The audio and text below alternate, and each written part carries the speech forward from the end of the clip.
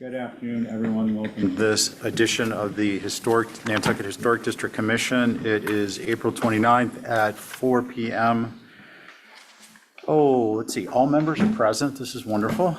There will be no roll call votes. And can we get a motion, regular members, to approve the agenda? So moved. All in favor, say aye. Aye. Any opposed? Okay, with that, we're going to move swiftly on. The National Association of Preservation. What is it again, Ally? Exactly. Have reminded me to remind you all that we are the authority having jurisdiction. So feel free to use short declarative statements, tell people what you want. It'll make it easier for the minutes makers. And it will allow us to get to more important items that are at the end of our agenda for the last couple of years. Okay, with that said, announcements, HCC public comment email. This is a repeat. We'll do it maybe a couple more times on the agenda. The top of the agenda, the first page of the agenda is an email address for comments or concerns that can be sent. It is hdcpubliccomment@nantucket-ma.gov. And comments are due by 8 a.m. the Monday prior to the meeting. We ask that you respect that, and it will help in the instance for various instances, including commissioners having an opportunity to read your information before the meeting. And it will also become part of the official record, should there be other official acts after our determination. So it benefits you, and it's good for everyone. The next item is right here. It's up here. Oh, Mr. Chair, Yeah. something I've been thinking about when it comes to that email that Kathy and I monitor is the abutters notice. You know how there's a policy on that? Maybe we could amend it to have this email address on there to help kind of streamline that process. Sure, that's not a bad idea. And we've got a few more that maybe we can do like an offline, one of our 5-minute sessions. Okay, great. So that's announcements, commissioner discussion and or vote. New historic determination application form. This was distributed to us last week. And the concept here is that programmatically, systematically put the historic determinations to paper for various utility, including in the office, cataloging, indexing, referencing, and so that everyone is submitting the same information. Holly, you want to add anything to that? Yes, thank you, Mr. Chair. You'll probably, some of you who are familiar with our like-kind application, this is pretty much like the like-kind application. It's getting away from the 3-ply that we're all used to, as well as giving specific information for the historic determination application, which we've been using over the many, many years. But this records exactly what folks are asking for and why, and it's actually going to be very helpful down the road. So I hope you'll think of it as in depth as information as possible for this process, and I hope you like it. Let me know if you have any comments on it. Thank you. Holly, what's our cook time on this? When are you going to press? Respectfully, I'd like to use it ASAP. Okay. Yes, as soon as I mean, possible. I appreciate Val Oliver speaking about the historic determination for the minutes. I like that we have to tell you the reason why. I think that's really helpful. You first. Thank you for adding that. Okay, thanks. Anyone else would like to comment? Oh, Angus? I don't really have anything that I would want to change. I appreciate the new draft and would make a motion to adopt it as the, Angus, I'd ask maybe you hold it. I'm going to Just hold for the it. week. Just to, there's a couple in here I'd like to give you a little bit of, but, and if anyone else has any comments they want to incorporate, I think it's beneficial for Holly to have those. It may be that it turns into an answer versus a modification, but let's just have that opportunity. May I ask a question? with regard Please, to this? yeah. So this category that says reason for historic determination request, is that so that in-house people know why it's being asked for? Does Do you my wanna- question I mean, make I can- sense? Yes, Mr. Chair, through you. Yes, so historically, unintended. Yeah. A lot of these have been to be exempt from applicable building codes. Correct. And then we've seen a lot through our resilient Nantucket design guidelines for elevated structures, not having to comply. That was also something that was baked into your design guidelines. Right. We've also been asking that for structures that are going for historic tax credits, kind of on the flip side of what the Historical Commission does, because at the end of the day, you all are the ones who have the regulatory authority on that. And then we've also had applications in the past for CPC funding source through annual town meeting. Now we're seeing a lot of them coming in because of the stretch energy code. That's a big one. We've been able to let DOER know that Nantucket doesn't fall in the same bracket of Massachusetts General Law Historic District Commissions. Chapter 40C, you all have a special act, you all have purview over those architectural features, which includes windows, which includes those structural members that would alter a historic structure. So this gives clarity to those specific the specific letters that are generated. A lot of them have been very boilerplate, but if they emphasize what exactly you're asking for this request for, we can tailor the letter, or I can tailor the letter, so it's specific to that need. So, thank you, Holly, thank you very much. I don't want to belabor this, but would checking one of these boxes or two of these boxes and then not checking the third one, like not allow it to be used for like a third purpose that they haven't cited, A, and B, does checking a particular box in any way alter the willingness or ability to provide the like-kind replacement? No. No, not at all. It's all the same. Okay. And let me get the first one. So as the authority having jurisdiction, we would make a determination if someone came in and they checked all but the boxes they needed 6 months later to submit the letter, resubmit, and we would, conceivably, this would be on consent, that a historic determination is historic determination for any purpose.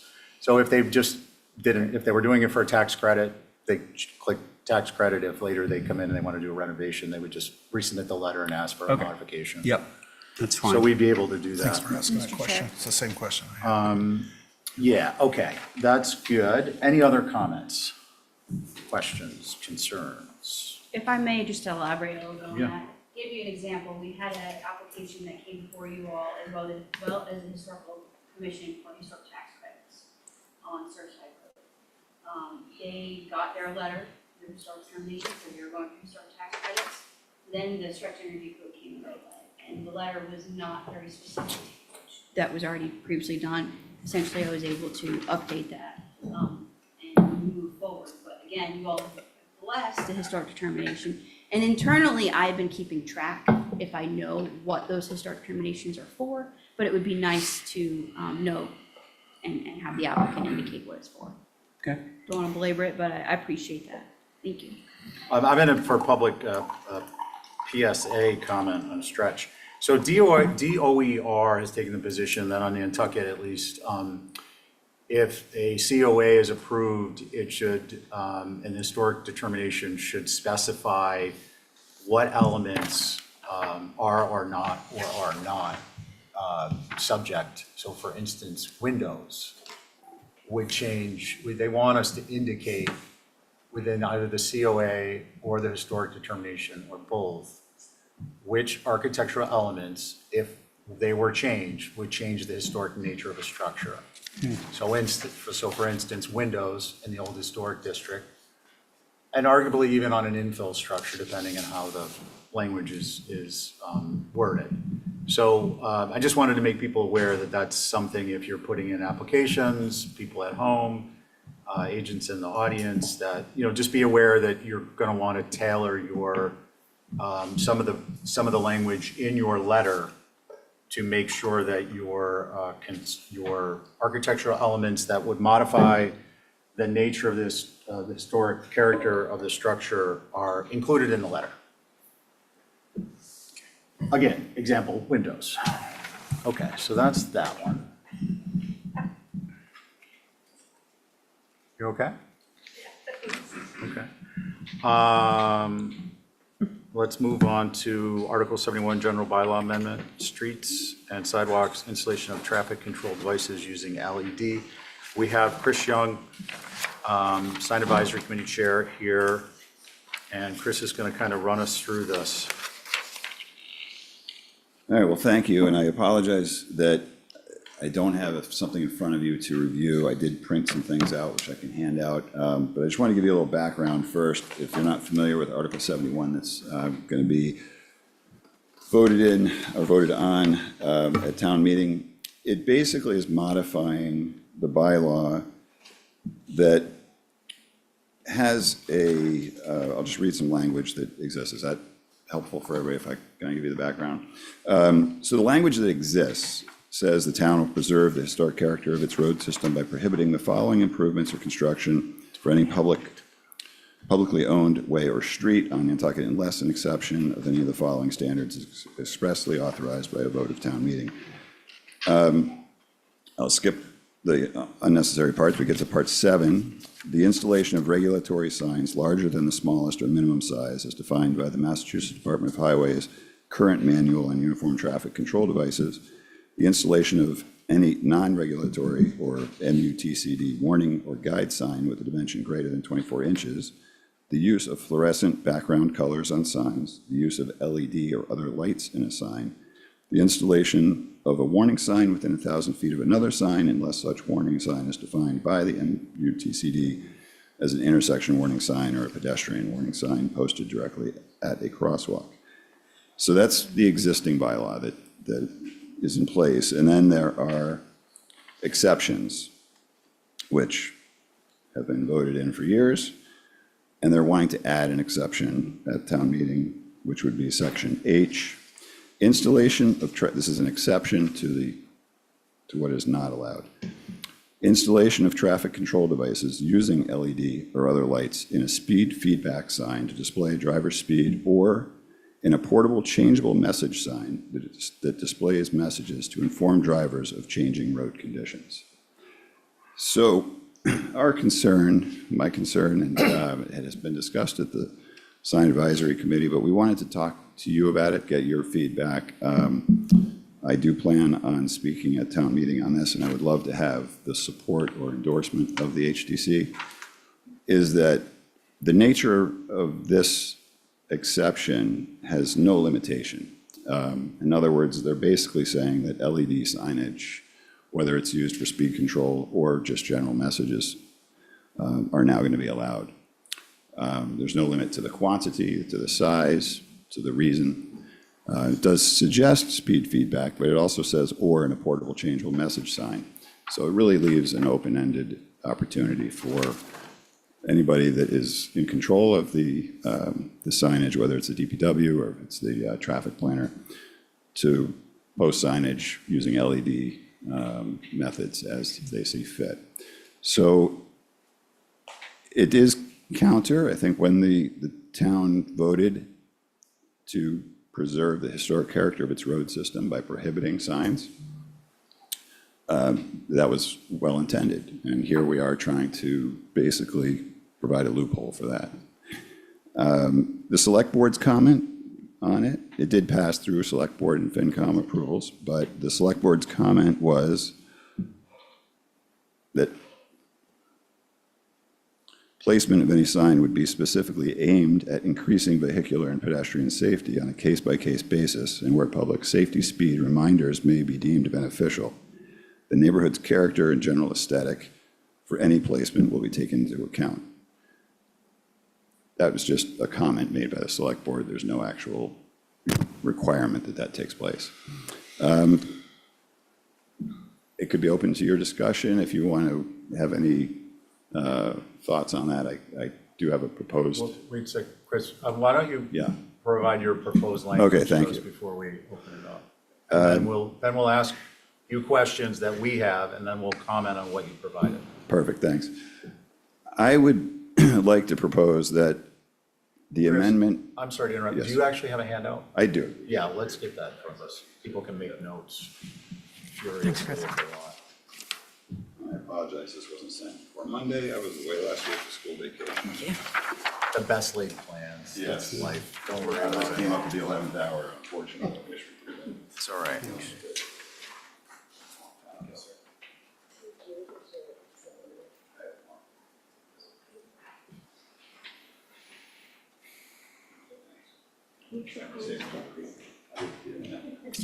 Well, you can ask Chris that. We'll have him run through this and, actually, Chris, Yeah. before we do the proposal, I just wanted to kind of shape this a little bit. Does anyone have any question? We're not going to get into the comments, just simple questions. Are there any on what the language that is proposed is to clarify that? Val asked who proposed it. So is there anything along those lines we want to clear up and get out of the way so when we get to discussion about the proposal, we can focus on that? Carrie? My only question is there any language of temporarily during road construction or something like that? This is just across the board, somebody could put up a sign and put It's- it there? It's interesting. There is no language of that included here. We all have seen LED signage that goes up when roads are going to be closed or construction is going to take place. According to the existing bylaws, those aren't allowed.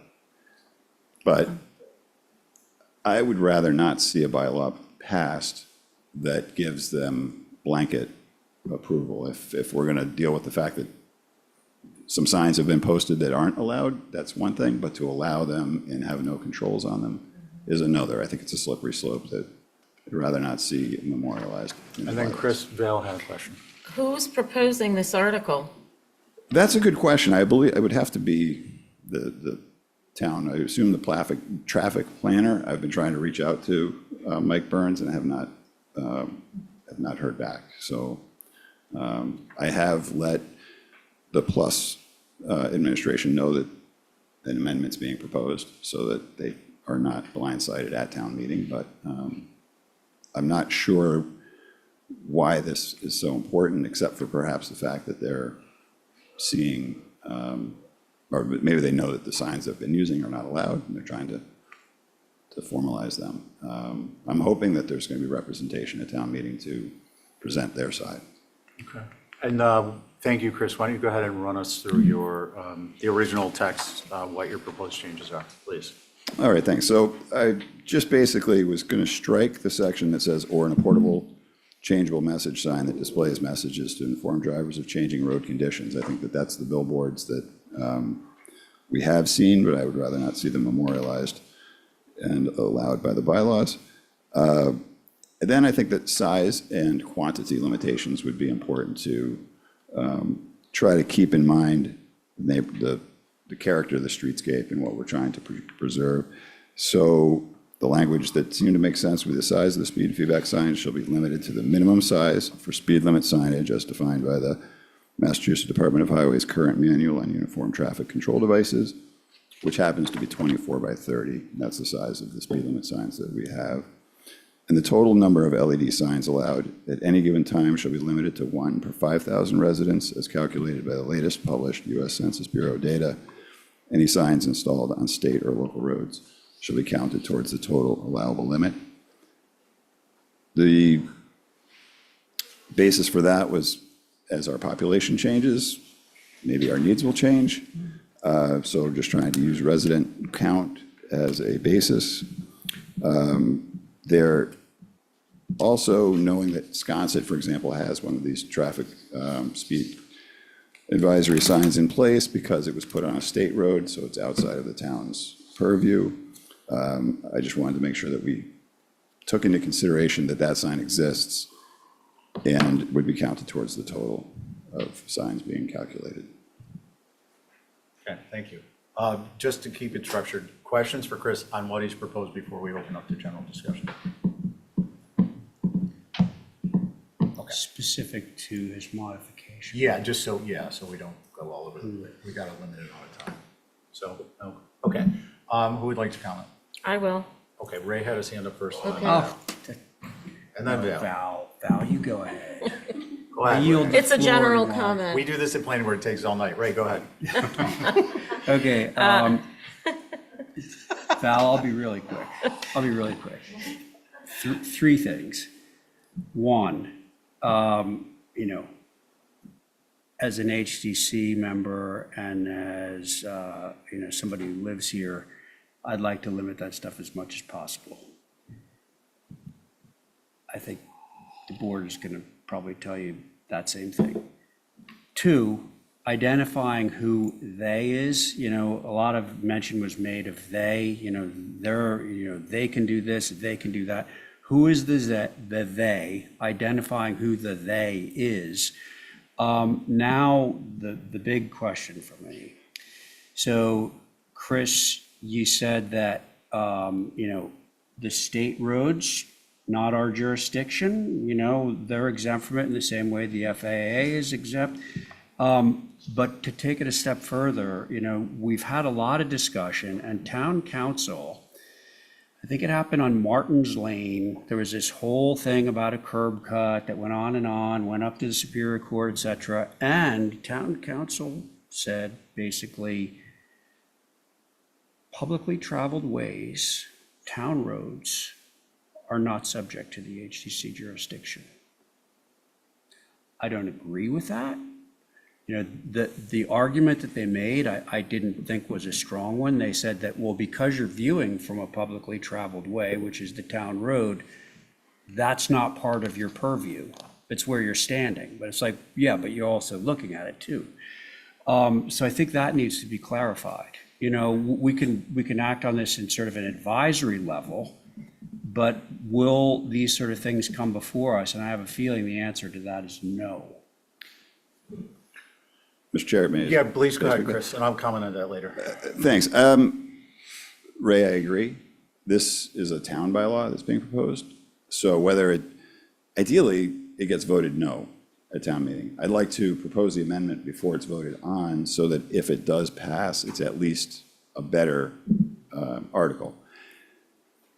This isn't asking if the HDC should be allowed to approve these or not. It's really asking for the HDC's a blessing, thank you. Okay. So that when I speak at town meeting, that point can be made. And I think it's worth you're all being aware of it as well. But yeah, this would be more, you know, the they is the town. I'm assuming it's the traffic planner or the DPW or them working in concert with each other. But once the voters pass this article, they, whoever they are, have blanket authorization to put the signs up. Understood. Thank you. Val?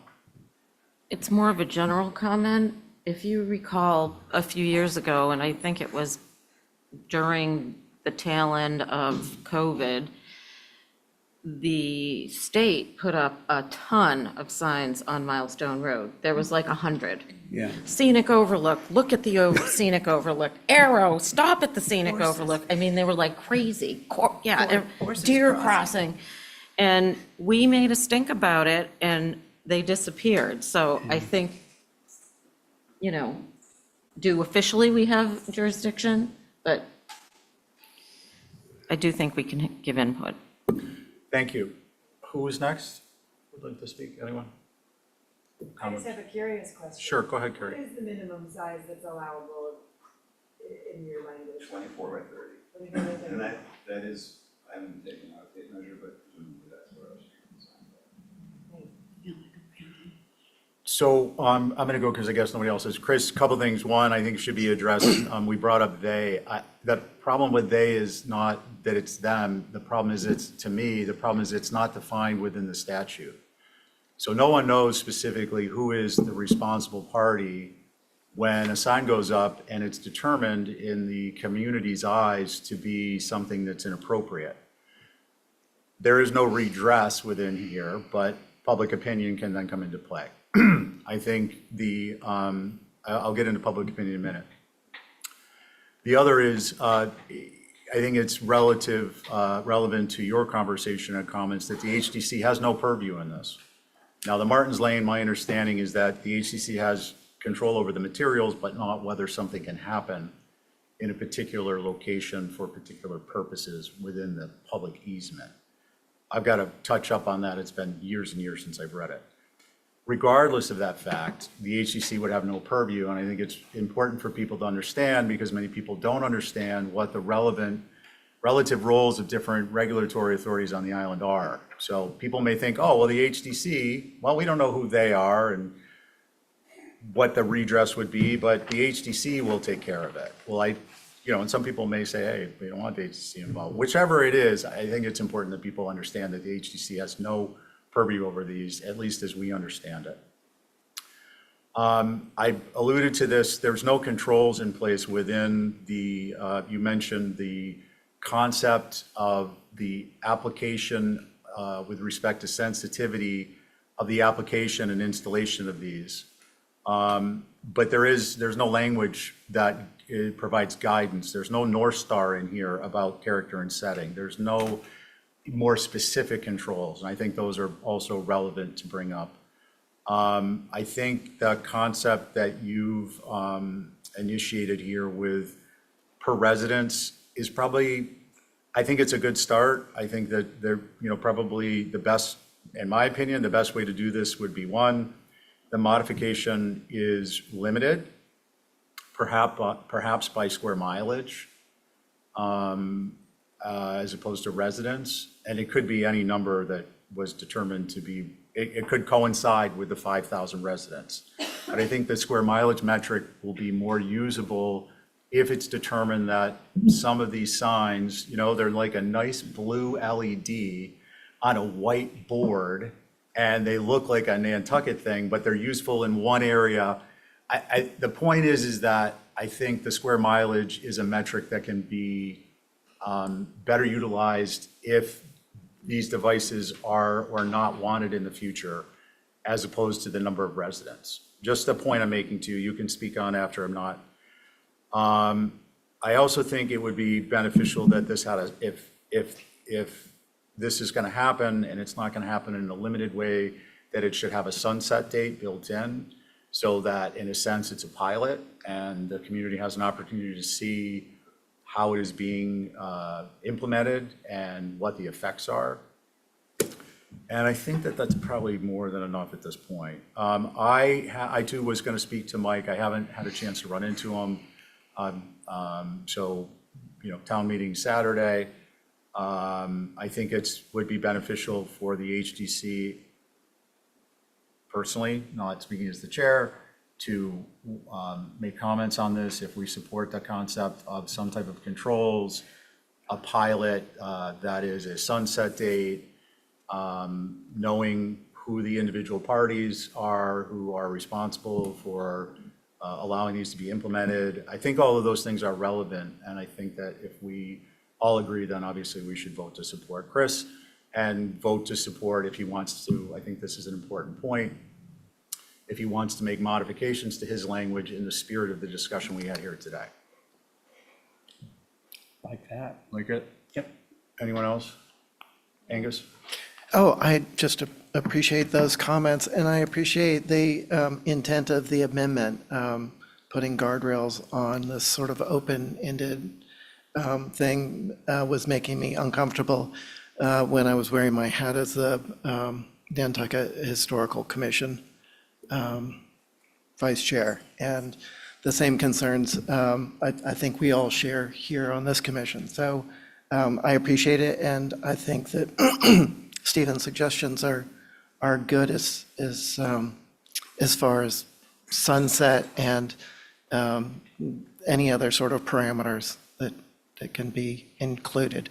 But I would say that I'm in favor of any sort of limitation on this open-ended LEDs. And I like the resident. I mean, if there are 20,000, residents, we're talking 4 signs. The one in Sconsa is eye-jarring because there just aren't any other signs. And so, I think conceivably if speed were an issue and you put it up wherever people are going over the speed limit, they would be dotting the whole island. There are exceptions. There are some people who go the speed limit, but I would say by far most don't. So I think that that's a concern of too many signs. Thank you, Angus. Chris, go ahead, please. Yeah, thanks. I'm sorry to drag it on, but you're asking me to make any amendments based on your comments, so I just would like to, Our comments. yes, the comments that you suggested that might be approved. The reason for the 5,000 residents versus square miles aren't going to change appreciably, whereas residents and therefore vehicles will. So that was the thought, was that as the island's, vehicle population grows, so is the possibility to adjust this, giving favor to the town. I'm going to stop using they. I'm assuming it's the town installing road signs. So giving favor to them that the town might need more signs as the amount of vehicles increases. Sunsetting it, I'm not sure, since this is an amendment to an article that's being proposed, which they're looking to just change the town's bylaws, and I'm looking to, if that change is approved, make it have guardrails. I'm not sure where the sunset, So whether this is a not sure pilot about or sunset, it'd be up to the town moderator to make a determination if it's outside the scope. I can't speak for the town moderator, believe me, but I presume that it would probably be outside the scope, but Okay. introduce it. If you speak to Michael and Burns and there isn't a room for change and you bring it up on the floor of town meeting, it becomes a lever that you can use to perhaps suggest that this goes to a work group and gets resolved for the special town meeting in another 6 months. Okay. Because once it's passed, it's passed. But if you can use the floor of town meeting to introduce topics and concepts that will benefit the community that might not actually be able to be implemented at that town meeting, but then can be used, as I said, as a lever to create change, the same change, but with different controls or whatnot at the next town meeting.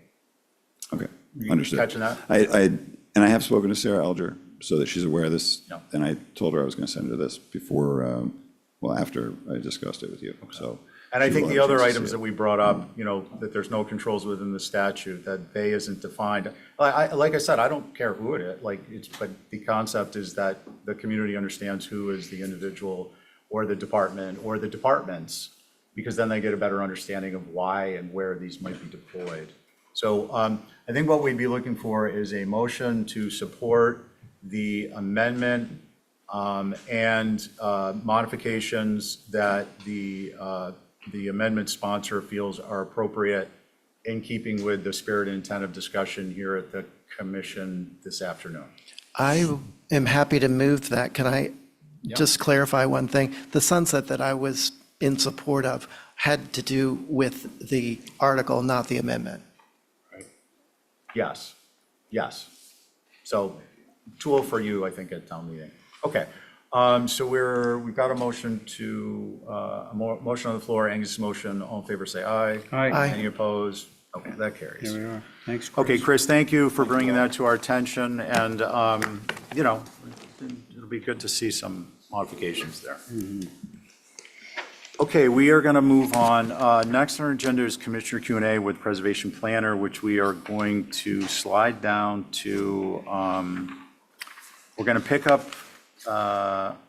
bear with me, individually, 14, no, that's on consent, held over. So we'll pick up individually if anyone has questions for Holly on 35 Pleasant. Holly will be staying for 85 Orange Street, 48 York, and 3 Pops, primarily here for 85 Orange and 3 Pops. So after that, we will have an opportunity to ask her any questions we have under number 2. Make sense? Okay. Yep. Keep up. Okay. Can we get a motion? Anyone needs to recuse on consent? Motion? So moved. I'll make, is that a motion for consent? Yeah. Can I second? Do you want to review one, or do you have a question on one? I'd like to review the 31 Chimo Road. Are you okay with that? I mean, it's your motion, so Yeah, your that's motion fine. would be. That's fine. Okay. So the motion is, raised motion is amended, is to approve 40 Goldfinch, 14 Harbor View, and 10 Long Pond per the consent of the agenda. All in favor, say aye. Aye. Okay. We'll pick up 31 Shimo after we get, why don't we just pick it up now? First of all, we need to determine whether there is a applicant agent here. Is that Val Oliver? No. I just see a V over there. Oh, that was your review, okay. Okay, Kathy, do we see Jacob in there? No, the Sarisky? applicant's agent is not at the meeting tonight. Okay, so what we would request then is to, what I would ask is that we motion to have them informed that they'll be first on the agenda, or relatively first, next week.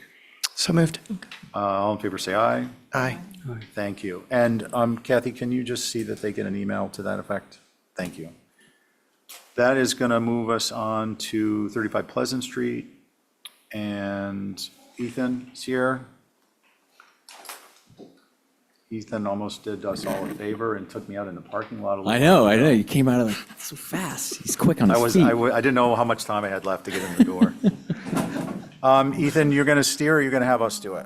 It should be pretty straightforward. The board requested that we drop the rear mass, and roll back some of the exterior details, bring back the bay window, et cetera. So we did all that. We did provide two options, though, one with the rear mass dropped and then one with the roof line continuous. Looking at it in the model, I understand where the board's coming from, but we thought this is a previous submission. Scroll forward, please. Keep going. Previous. Here we go. Okay, so this elevation, there's really no differences between the two options. Actually, you can scroll to the next page.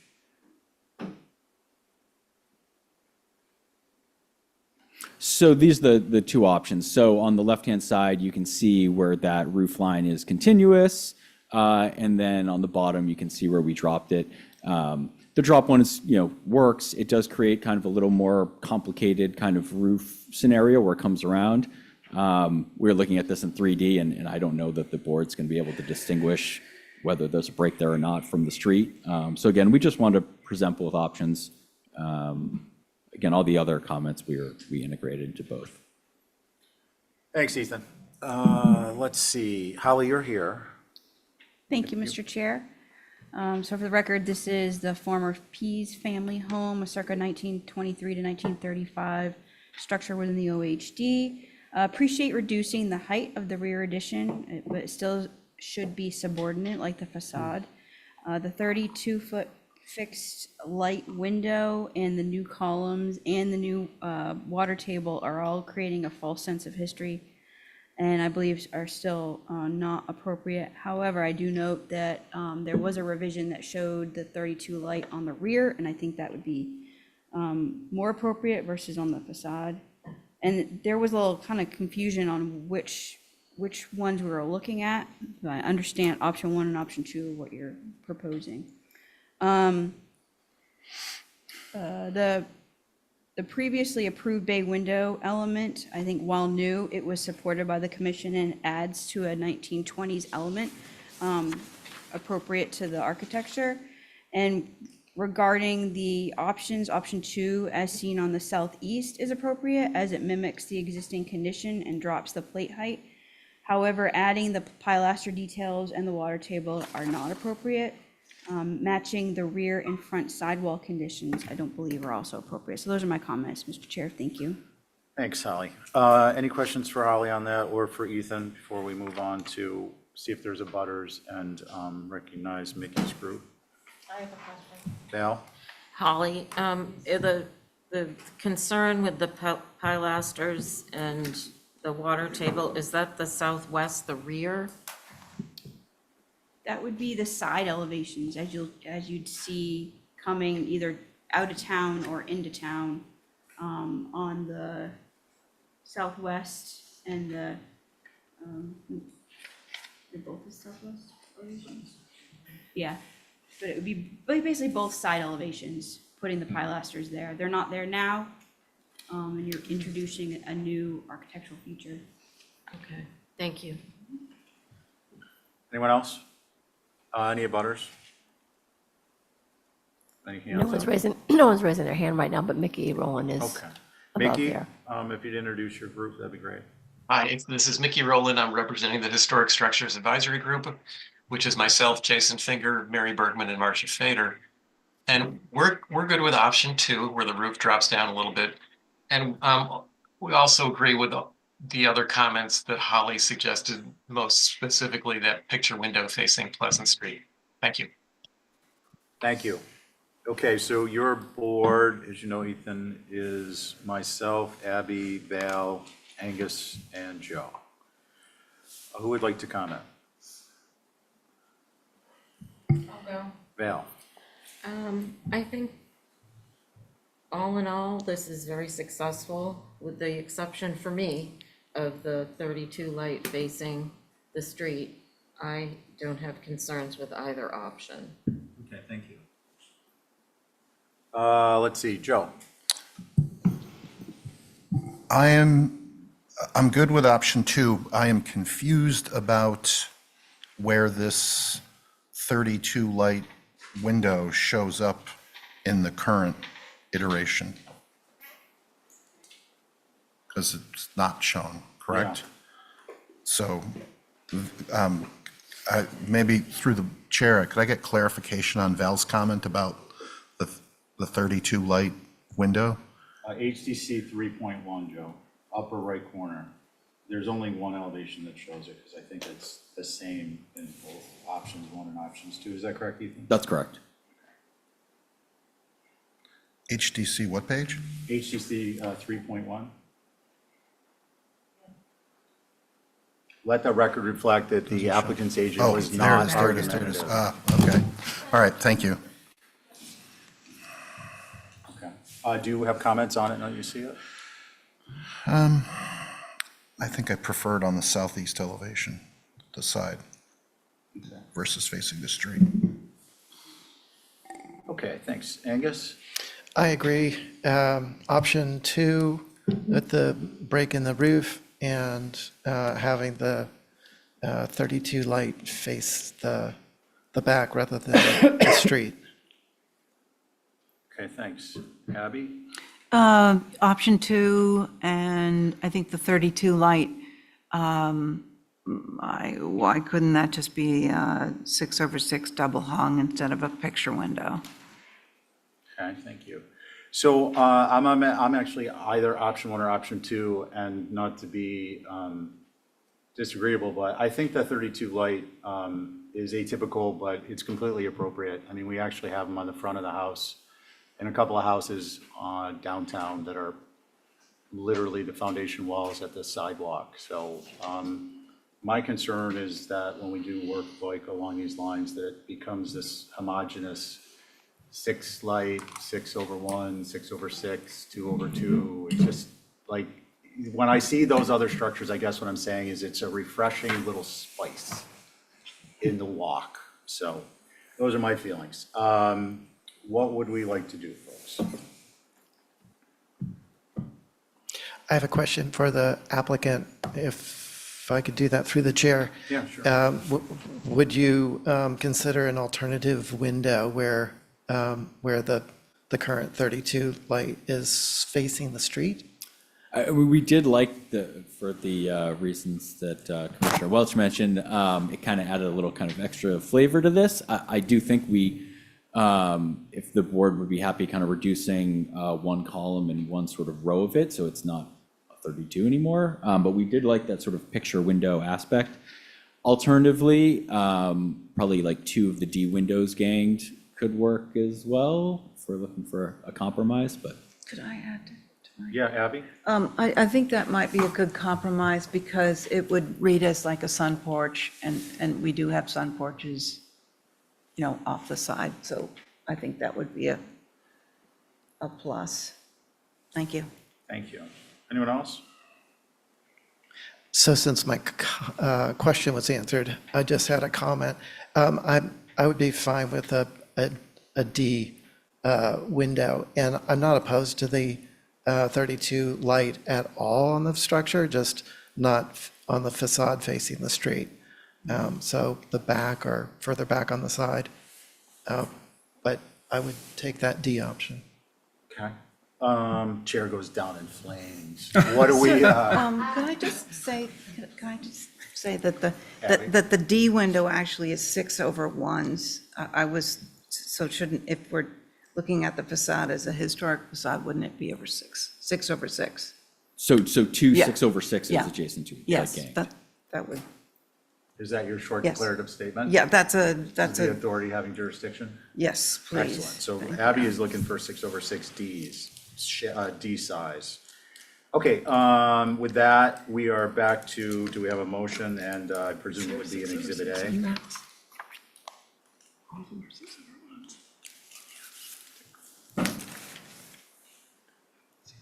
Anyone?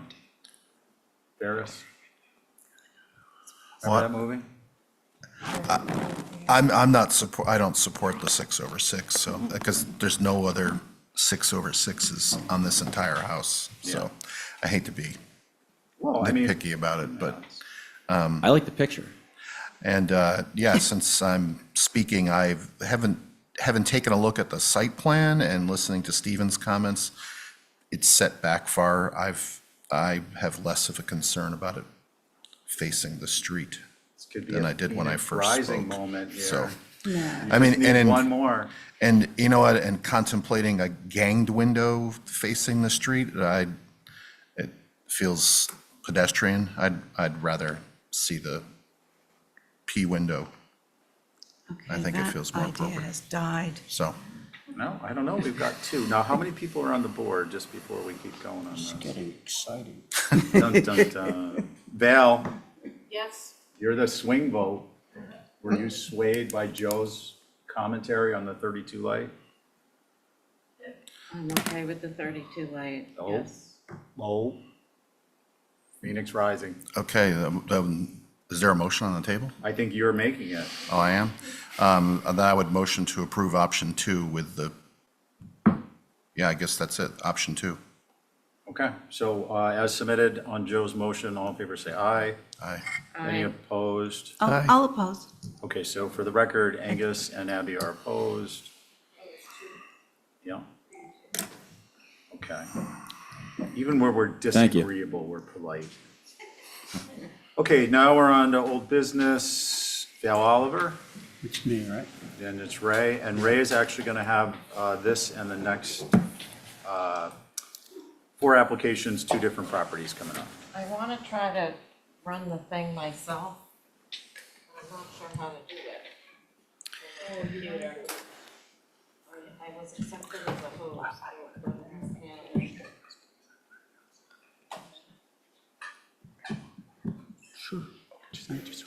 Yeah. Ishmael, maybe? So Val, are you going to share? Yeah, she's Okay. setting it up for me. All right, so in the meantime, I'll announce the board. It's myself, Abby, Angus, Carrie, Connie. Oh, wrong, sorry, no, reading the wrong line. Myself, Abby, Angus, Carrie, oh. It's the same people on both of the applications, so in getting it wrong, I actually got it right. Okay.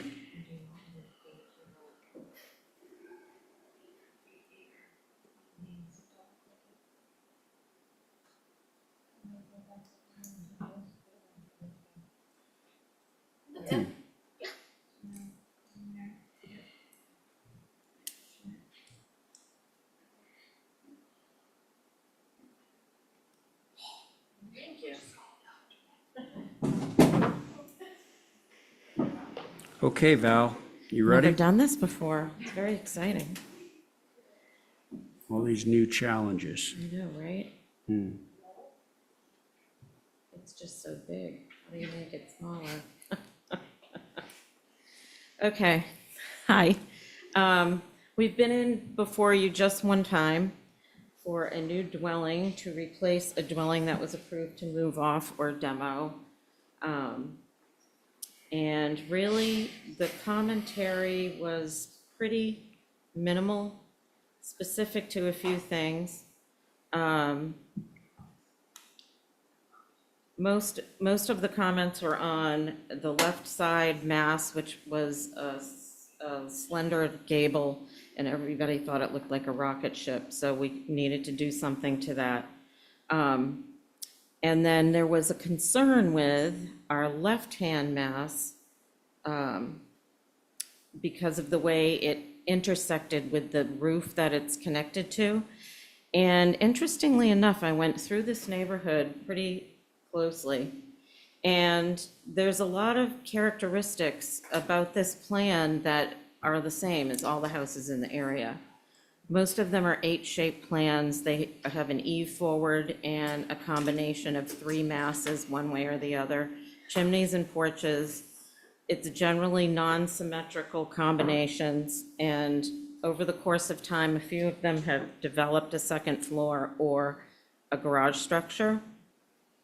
And the intersecting gable really is the most prominent feature in this neighborhood. And I went around, and if you're looking at your screen or the screen above you there, I'm pointing out to you many examples of this very exact situation. So I just wanted to make sure everybody had a chance to look through those and see that that is common, so we'd like to keep that, so we fit in with our neighbors. And now let me move toward our new proposal. There's many, many iterations of things out here, and I especially love 6 Melville with the roof walk and the outside stairway going up the side of the roof.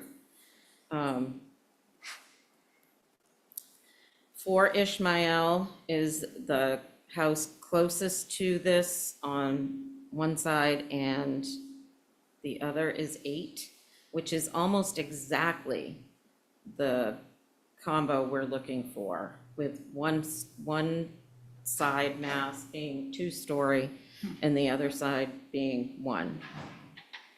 I think that's important to note. The existing structure has a fin. I learned that from Angus. That's what that's called. I never knew that. Okay, so here we go.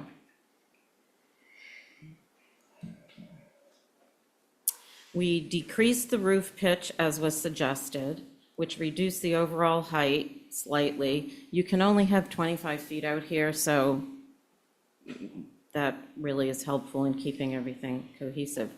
We dropped the main mass down, the eave forward, eliminated the dormer on the south, which was causing a lot of angst for people, so we just made it a simple gable form with, it's basically 1 3/4 story. Removed the shutters, which everyone thought was too busy being all over the place, and we'd like to keep them on the first floor. A small 6 light, except for the small 6 light next to the door on the first floor. The first floor is gonna have shutters on this facade. And we increased the porch roof so that it met up with the dormers above, which I think is really successful, and integrated it into the right-hand mass, the intersecting right-hand mass, which I think makes the whole thing more cohesive. And really, those were the only comments that you guys had. It was, Val, I'm actually going to add one, okay, and I think it's pretty salient. On the one elevation, you had like this little pop-up dormer, but you've gotten rid of that. yes. That's And that's what I was just talking about when we were looking at the front. We eliminated the dormer completely to keep it more simple. It Yeah. looks like 8, which is right near us. Right. And it just, I think, made the whole thing more cohesive and simplified everything. Okay, So those are our changes. good. All right, thank you, Val. Again, myself, Abby, Angus, Carrie, and Connie. Who would like to start? I'm happy to start. Angus. So I appreciate the revisions. I think the shallower pitch is more successful. In the photographs of all the examples, I think the one that is at 8 Ishmael with a two-story gable, kind of like what is in your proposal, is really the exception out of all the examples. Pretty much everything it really is predominantly a one-story that then sort of, grows away from the facade. And I think without losing any sort of program, you would still be able to do this if maybe the gable came all the way across the front. But the gable facing the road still, I think, detracts from sort of the overall flavor and feel of these smaller cottages and makes it feel more two-story. I think you can still get the 2 stories, but I'd rather see it happen with dormers than that. That one, it sort of detracts from the front door. I think you'd look more at the front door if you weren't looking at the 2-story gable. That's all, thanks. Can I respond to that? Let's hang on to that, Val. Okay. Angus, thank you. Who's next? Could I ask Angus a question on his thing, so I, Yeah, sure. are you referring to these two dormers here, or what are you? This. Oh, that, okay, all right, so, You ready? yeah, I'm ready, because I have another question. Val, what's the proposed color of the shutters on the first floor? I couldn't find it on the application. I don't know that, but while I'm looking, I would suggest reviewing the pictures again. While there are a variety of heights of gables, there is very few that have dormers, which make it more complicated, and we're trying to keep it simple. So maybe That they're was just, an answer to Angus's comment, I believe. The shutters. Doesn't say. Oh, doesn't say. yeah, I was just thinking that, I'm just hoping they're not blue or something, because it's pretty simple out there. The Maybe doors are blue. The door is blue. the door, okay, door is blue, but the shutters, which are going to be sort of a main character of this house, I was thinking that maybe they'd be okay as gray or something. Well, because subtle. Val didn't fill that part of the application. I didn't You can, Abby. suggest it, All right. Okay. So gray shutters, anything else? yeah. I just think that the examples you've shown us, that the houses do look kind of small, and I think what drawing my eye now are the two shed dormers on the second floor, the ganged windows, and if those were reduced somehow, I think it would fit into the neighborhood more. Thank you. Abby, thank you. Appreciate your other changes, Val. Thank you. Okay, so let's see, Carrie, you want to go now? Sure, you said you reduced the roof pitch, Yeah, is it 12? it was a 12. It says 12 on it now. Oh no, sorry, it says 10. Okay. So I agree with the others that the 2-story is a little bit not of this neighborhood in terms of percentages of houses out there that are 2-story. There's not a lot of them. But it turns out that right next door at 8 is exactly this. A 2-story mass on the left, and the rest is 1.5 and 1. So I think this neighborhood is just starting to change. I think you've got it under your 25 feet. I appreciate you getting rid of that weirdo dormer. That was not really a dormer. And I just wonder if it's possible. Oh, sugar bunnies, sorry. If it's possible to split up those 2 dormers on the front into maybe 3 individuals, sort of spaced over the windows that are down below, if that will help sort of the building feel less like there's so much second floor mass, because I think the double gang and those large dormers are a little bit of a problem. And then I would think you could bring that plate down on that second floor piece. Maybe your windows are jammed right up in the header. I don't know if they are right now. They are. Well, they could go even further. But that's it. I do appreciate the things you did do. Thanks. That's it? Yep. Okay. Connie, I think it's to you.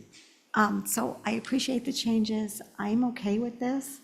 I do wonder, as Abby suggested, if we could put a space in on the two dormers, the two gang windows, maybe, I don't know how much room there is in there, but I think that would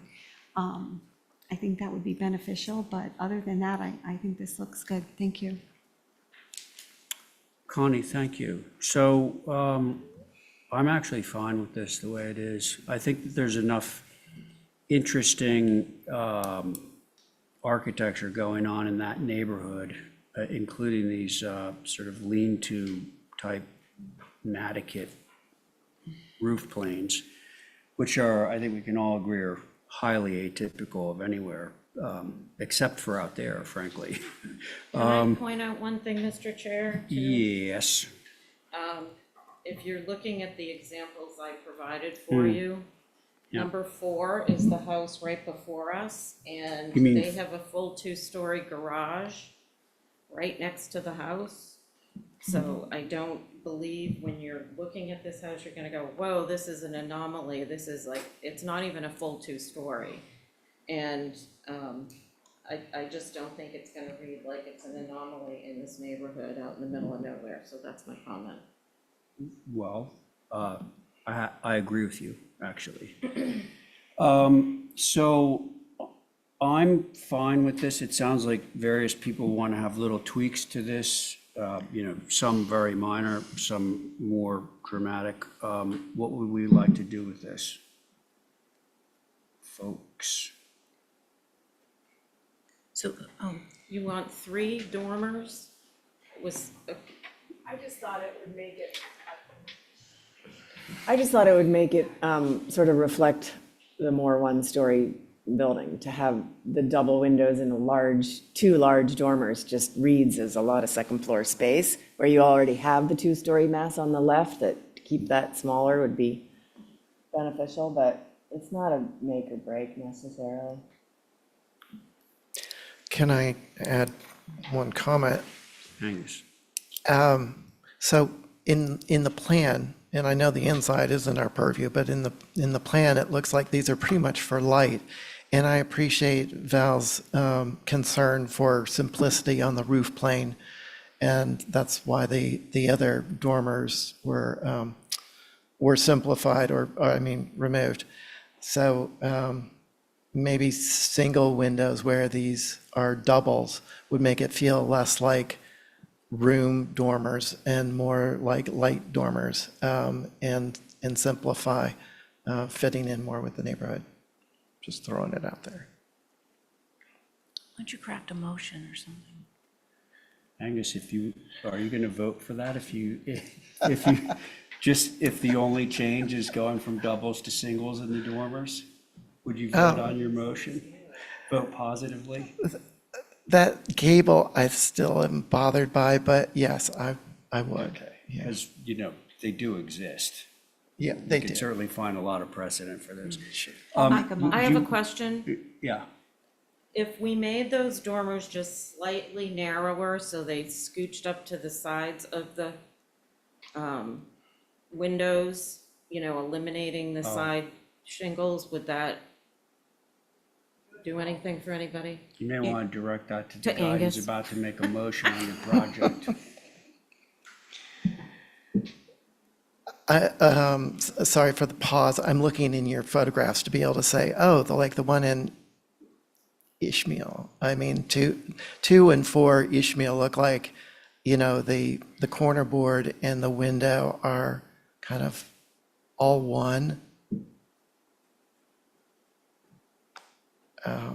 But I don't think I was the only one who was concerned about double windows there.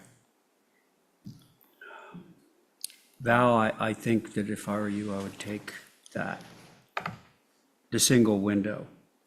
All right, I'll make a motion. Are you going to make a motion? Oh, were you making? What? You've got this. Okay, I'll make a motion to approve with the dormers on the second floor being reduced to one window, and and the shutters going to gray. And was there anything else? Are you reducing the size of the dormer as well, or just putting one window in the same size dormer? No, it would be reduced, like proportionately. Like no shingle space between the window and corner board? Oh, boy. I feel like we're micromanaging this. Yeah. Really. Like, so the applicant is making a concession, going from 2 windows to 1 in each one of the dormers. I was ready to vote for this the way it was. Can't we just try out a motion that would be reduced from double to single windows, gray shutters, that's it? That's what I said, though. Oh, I thought you were trying for a narrower dormer, too. The dormers are not space on the second floor, they're just light dormers. No, I understand, but, does it really make that kind of a difference to whether this is acceptable or unacceptable? Well, it looks like there are 2 rows of shingles on either side of the window. Can we just reduce that? Okay, I'll let that to Val. Val? can I make a proposal?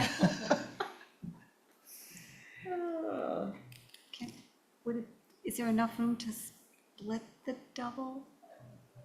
Well, that was, Ganged windows? maybe you proposed that. Yeah, Okay, I'd like to rein it in because we have like 2 windows that are split further apart in the same size dormers. We've got 1 window that's in a dormer that's the same size. We got 1 window in a dormer that's reduced in width. So, and I'm ready to approve this. So, yeah, me too. So, can we try something out? Can I try a motion? Yes, thank you, Angus. All right, approve as submitted with the gray shutters and the 2 shed dormers on the facade have the shingle space on the sides of the windows removed. It's just corner board and window casing with the existing double windows. We're good with that. So you're keeping the 2 windows? Yeah. Just making sure. You're just reducing the size of the dormer? Yep. Okay, that's Angus's motion. All those in favor say aye. Aye. Any opposed? Thank you, Angus. And now I just do this. Thank you, Val. Ooh, okay, thank you. All right. Let's see, now I have the next one too, which is, do we have somebody to rep Yes, Mr. Chair, we do. We have Drew Patnoy. online or? Yes, online. Drew Patnoy and John Como, Okay. I believe is the name. One Chablis. Now, a little bluebird told me on the way in that somebody would like to make a proclamation. Stephen? Oh, I don't know if there's anything we need to say or sign. I'm just recusing from this one. I'm a member of the hunting association. And this is related to that facility. Their facility is Yeah, related. you weren't on this anyway, right? But you want to officially. Yeah, recuse. no, just. Gotcha. Okay, thanks. Who was on here, up here? Mr. Chair, Drew Patnoy, the director, DPW director, and John Como. Drew They are John. right Okay. above you. Drew, John, who's speaking first? I'll get started. Good evening. I'm Drew Patno, Director of Public Works for the town of Nantucket. Thanks for having us back here this evening. I think we gave a pretty good comprehensive project overview last time. We were in front of the board or the commission in early March. And so I will turn it over to John Como from Weston and Sampson. He's our lead architect on the project. We resubmitted with 2 different options for the vehicle storage garage, which was the primary area of concern based on feedback from the board or this commission last time. And then we also included the site cross sections of the existing and proposed finished grades for the commission's review. So, John, Kathy, do you want us to share our screen with the building elevations? Yes, if you would like to, yes. Sure. Drew, do you want me to share, or are you going to share? If you want to, sure, go ahead. Like, I All don't right. know, the computer's going extra. Sorry, I made a bunch of notes on my elevations as we were waiting, so they will show up in the presentation. I wasn't expecting the commission to, I guess, share their screens, but I can show what I have. Oh, Got it we can share down here, John. Okay, that'd be great. You would prefer that? Yeah, that would be fine. Because Okay. I've actually made a bunch of notes and markups on mine, which might be confusing to you. Or not. Just a little bit messy. So when we were here the last time, as Drew mentioned, we gave an overview of the project. It's a large building, obviously. What we didn't really talk about the last time was where it's sited, and I think there was amongst the members of the commission, a teeny bit of misunderstanding or they didn't quite know exactly where it was located. And the context of this neighborhood, which is kind of south of the airport and due west of the industrial park. The very last page of our submission has photos of the most adjacent structures. And I was wondering if you could share that so we can kind of get an understanding of what the context is.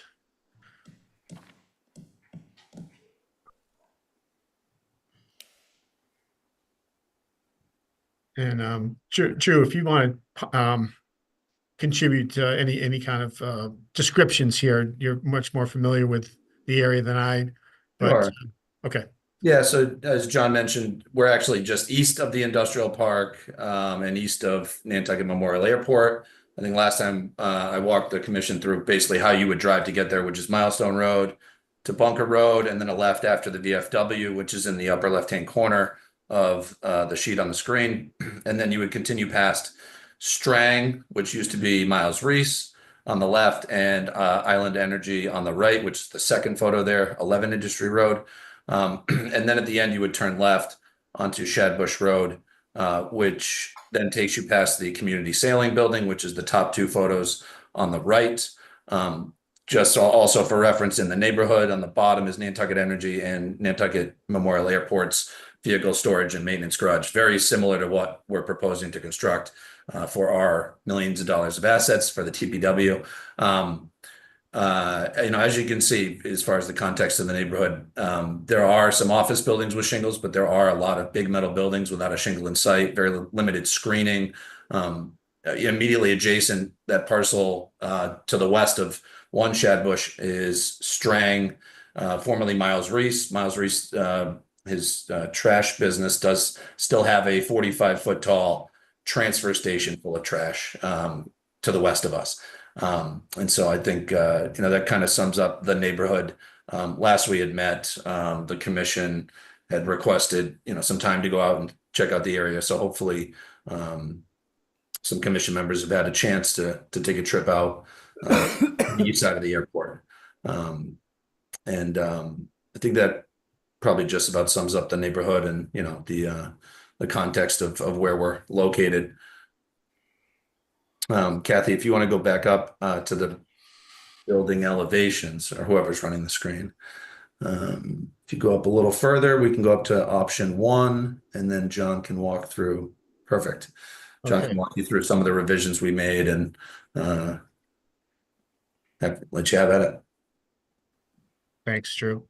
The main changes that were made to the elevation involve the massing of the vehicle storage garage, which is the third elevation down, the south elevation. And that would be the elevation that would be viewed from the approach on Shadbush into the facility area. The low-slung building to the right is the admin and employee facilities, single-story building that is clad in white cedar shingles with red cedar trim.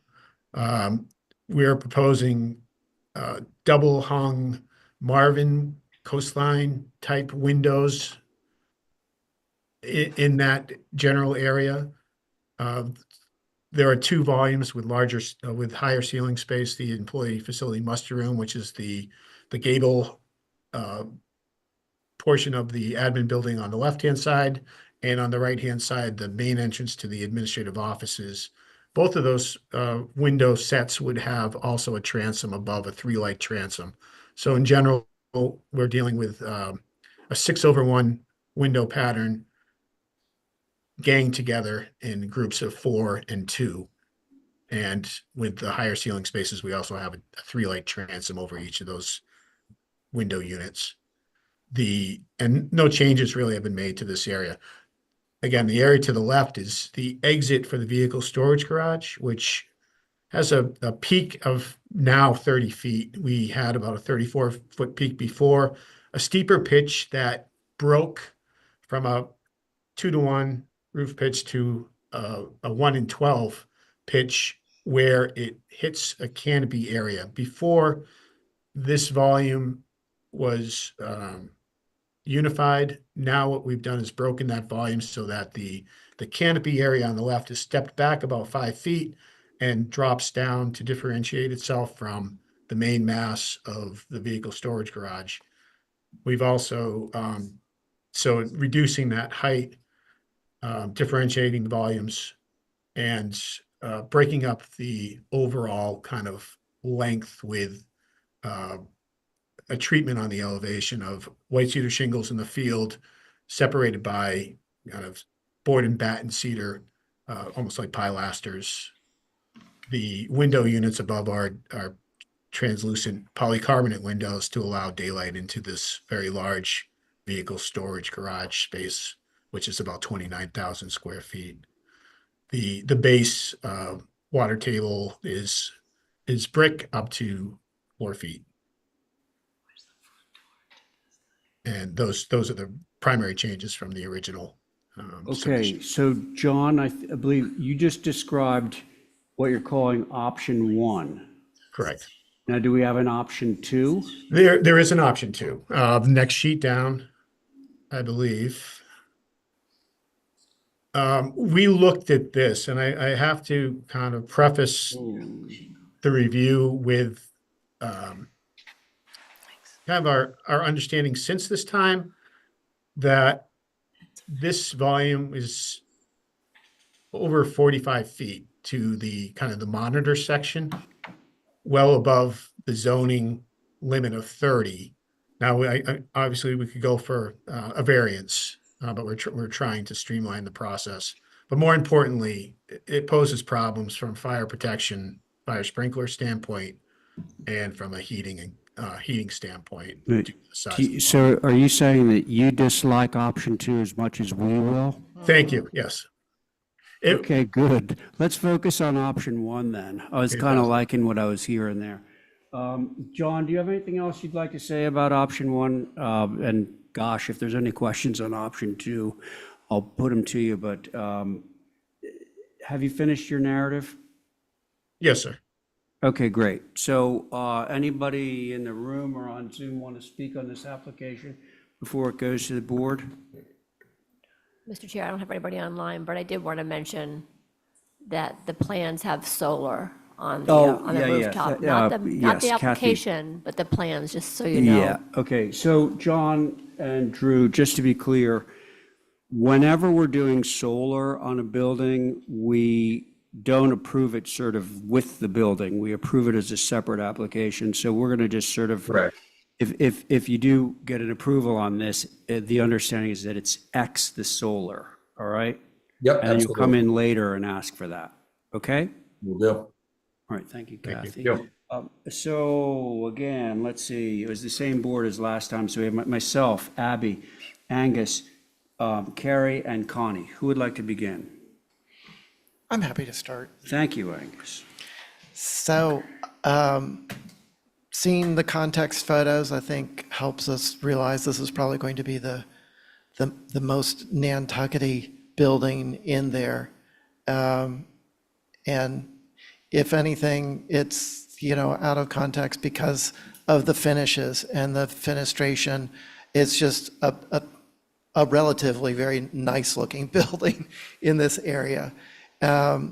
My concern originally was with in the overall south elevation, that continuous sort of ski jump slope facing the road and the entry, and had made a suggestion to sort of horizontal that eave and then have it slope back to whatever it needed to in the roof. I'm not seeing that change. The main change that I saw offered was the option 2, and my only question with that was that just to make option 1 look better? But If so, yes. that would still, if it were possible to do, I would much rather still see a horizontal eave line where on that south elevation where the bay comes out for the vehicles. But other than that, I appreciate all the effort that's gone into this design. Thank you. Angus, thank you very much. Well said. Who's next? I'll go. Thank you, Carrie. I agree with Angus in terms of this is gonna be the best looking building out there, no matter the scale of it, because what's out there is private industry and really not the, it's just big black blobs of structure. This one actually has some interesting features to it. I still wonder about the height and the garage doors. Is it really very necessary to have all that headroom on the second floor? I mean, on the whole thing. I mean, these are garages. Are there second floor? Is there second floor space above the garages? There is second floor space. It's not technically a second floor, but it's a mezzanine for storage space on the left-hand side of that elevation. Okay, The and door so- heights themselves are kind of required because of the size of the equipment that comes in and out. Right. Typical truck could be almost 12'6", but there are also front-end loaders and different types of equipment that are taller. Right. That need to I come just, through. I wonder if some of the second floor space above those garages can be dropped, so there can be some relief in these long ridge heights, or ridge lengths. That's sort of all I have. I think the rest of it is fine. It's a municipal, building that has to have certain features to it. The scale, I feel like we're going from 0 to 100 in terms of what the DPW has now to what they're wanting to get. So Rolls Royce, let's go. Thanks. All right, Carrie, thank you. Let's see, we've got Abby, Connie. I can go. Connie.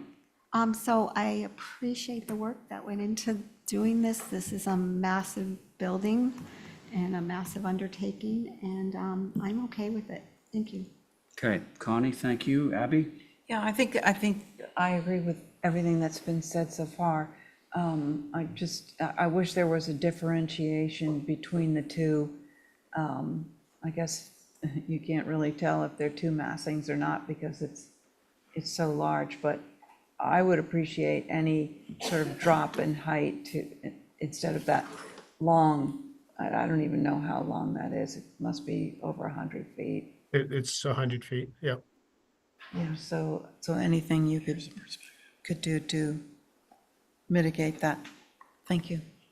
Okay, that was everyone except me. So my first thought was I kind of couldn't believe my ears when I was hearing shingles. I was hearing Marvin windows. I was hearing brick base. I don't think you could find a brick base on any of those buildings out there. 30 feet might seem tall, but I think in that context out there where some of the buildings are like 45 feet high, this is actually going to feel relatively low. It's going to be less visible than the stuff on that main drive-in. So I actually think as this type of a building goes, this is, as good as it gets. I was out at the dump last Sunday, and it's like, remember the days when we used to take those Butler buildings and demand that they were shingled on the outside? And, that sort of went by the wayside, but here we are. So I appreciate it. That's all I have to say. Would somebody like to do a motion for me? Motion to approve is submitted. Okay, let's see how that goes, Angus. Thank you. All those in favor of this, of Angus's motion to approve this as submitted, say aye. Aye. Any opposed? Okay, very good. Now we have the salt shed. Same board. I don't believe that we've reviewed the salt shed yet, have we? You have not, Mr. Chair. What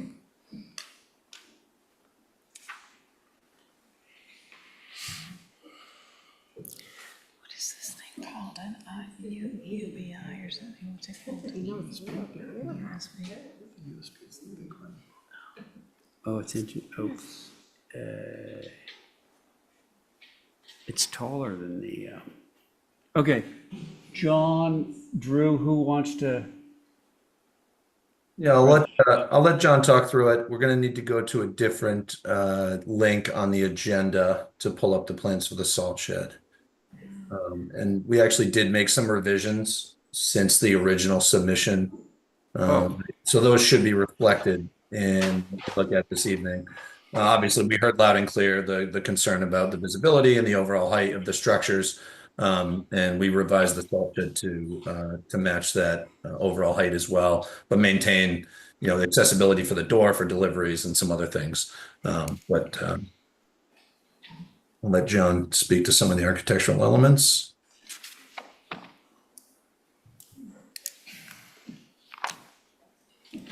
Okay, as you mentioned, the height has been, I don't know if you mentioned it, but the height has been reduced to match the ridge line of the storage garage at 30 feet, not counting the cupola. The door is that height. There's no overhead door there. It's just a door opening, but that's for the ability of salt trucks to lift their kind of dump bodies up while they're in the building and drive out and leave the salt behind inside. So it's the ability to do that is important. Otherwise, they need to kind of dump the load outside and then push it in with equipment. There are clear story windows to allow natural light in. It's an unheated building. It's just single skin storage structure. The siding is board and batten with red cedar trim, metal roof, kind of like a metal gray roof, similar to what we're proposing for the DPW standing seam roof system. John, just to step in real quick, we actually gave them two options for this. Because when we originally submitted, the vehicle storage garage was going to be that metal panel exterior. I think that we also wanted to look into the option of having the board and batten. It gives a nice little barn feel to the structure, which is the first thing you would see coming into the end of Shadbush Road and onto the site. So the other option does have the metal. Thank you, Joe.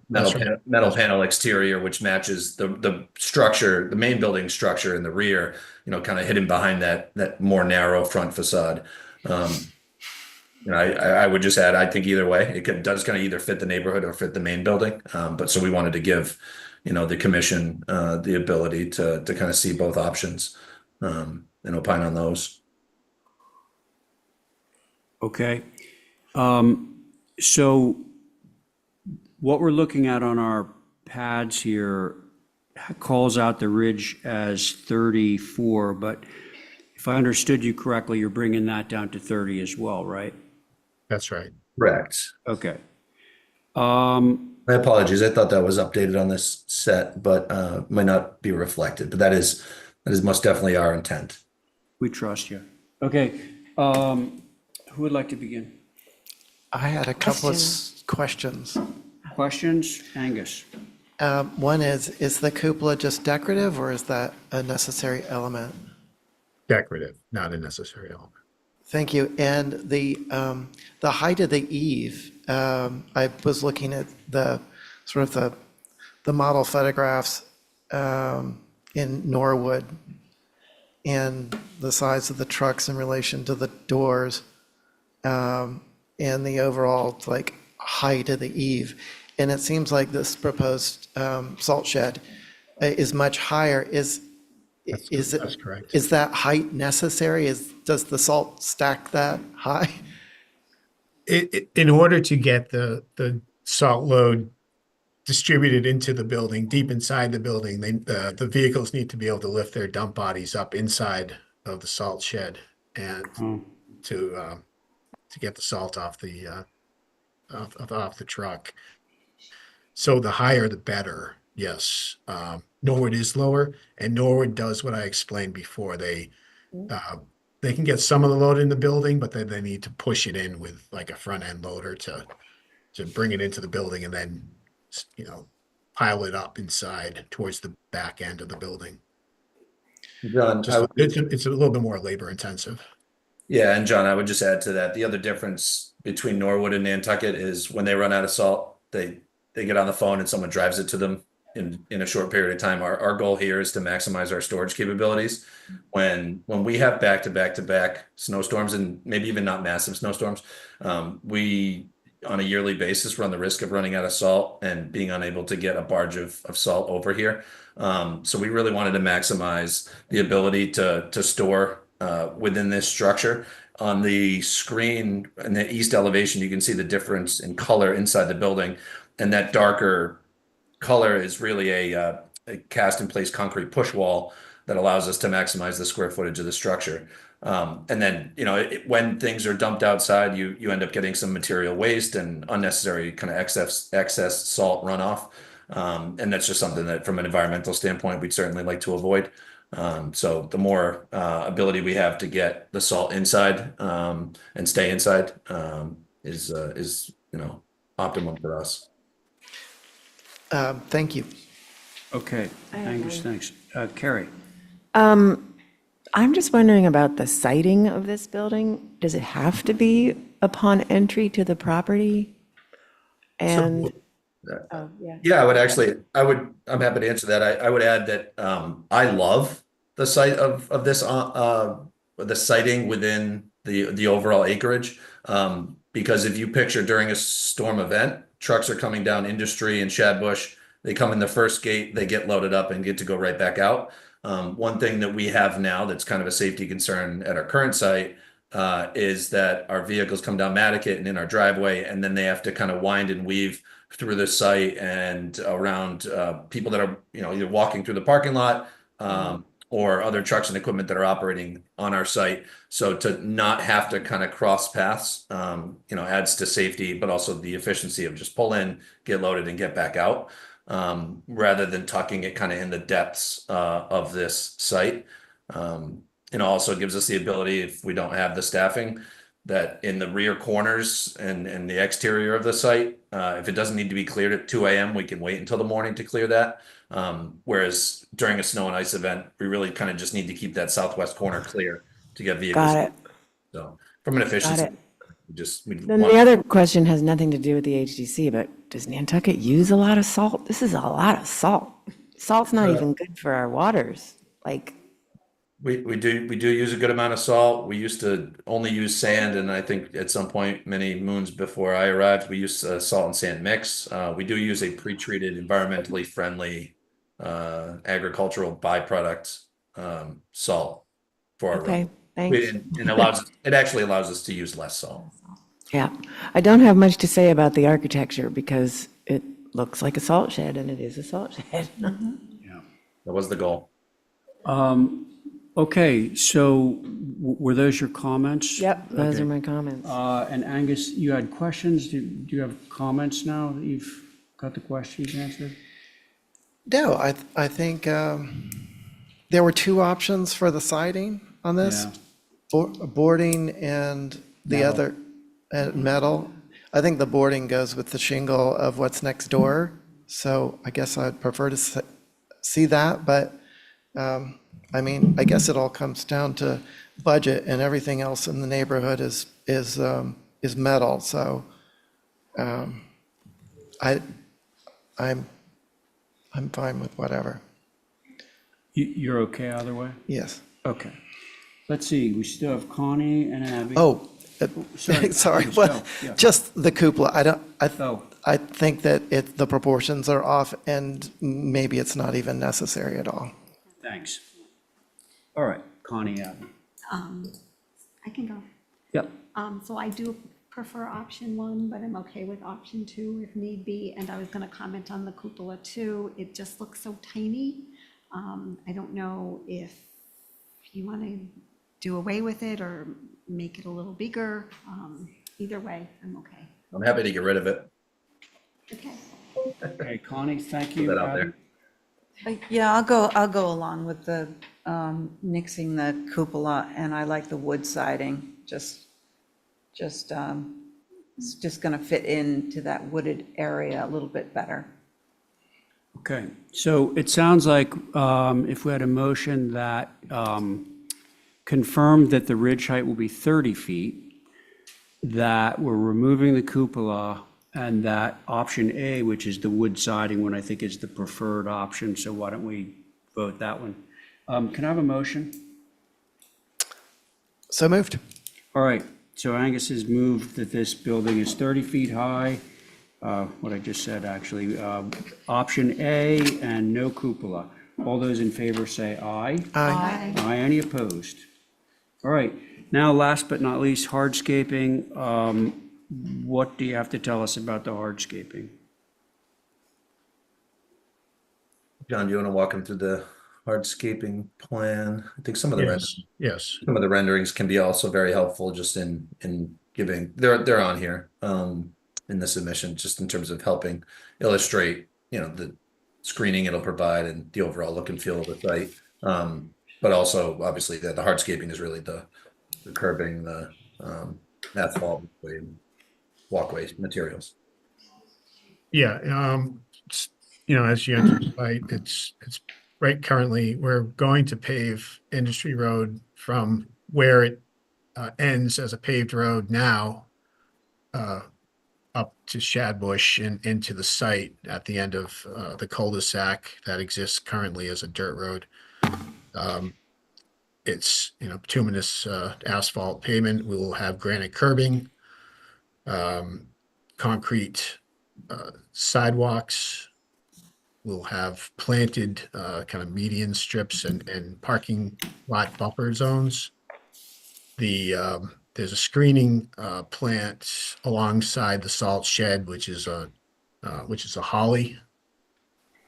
And we've kind of, even though it's not hardscape, and we'll comment on it, we've endeavored to kind of maintain native species on the site that are resistant to salt, wind, and are generally low maintenance, but also provide some, visual kind of benefit throughout the different seasons, either due to their, flowering patterns, bark patterns, or branching patterns.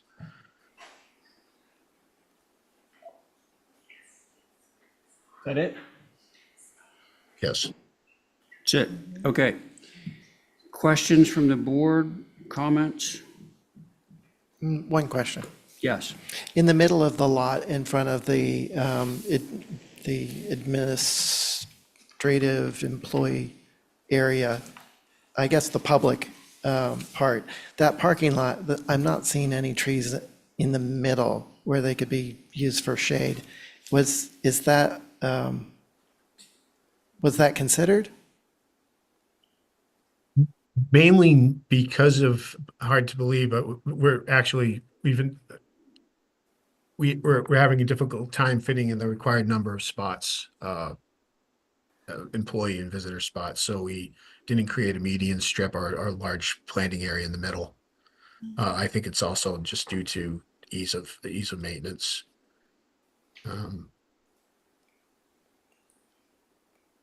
Thank you. Okay. Any more questions, folks? If not, I'd like to get your opinions of this. I can go. Thank you, Abby. Sorry, just my thing's crashing. I actually liked Angus's idea of, when I first looked at it, it does look like a lot of asphalt, and if that middle strip could just be, just a few trees in there to break it up, I think would be a little more attractive. Thank you. Okay, Abby, thank you. Who's next?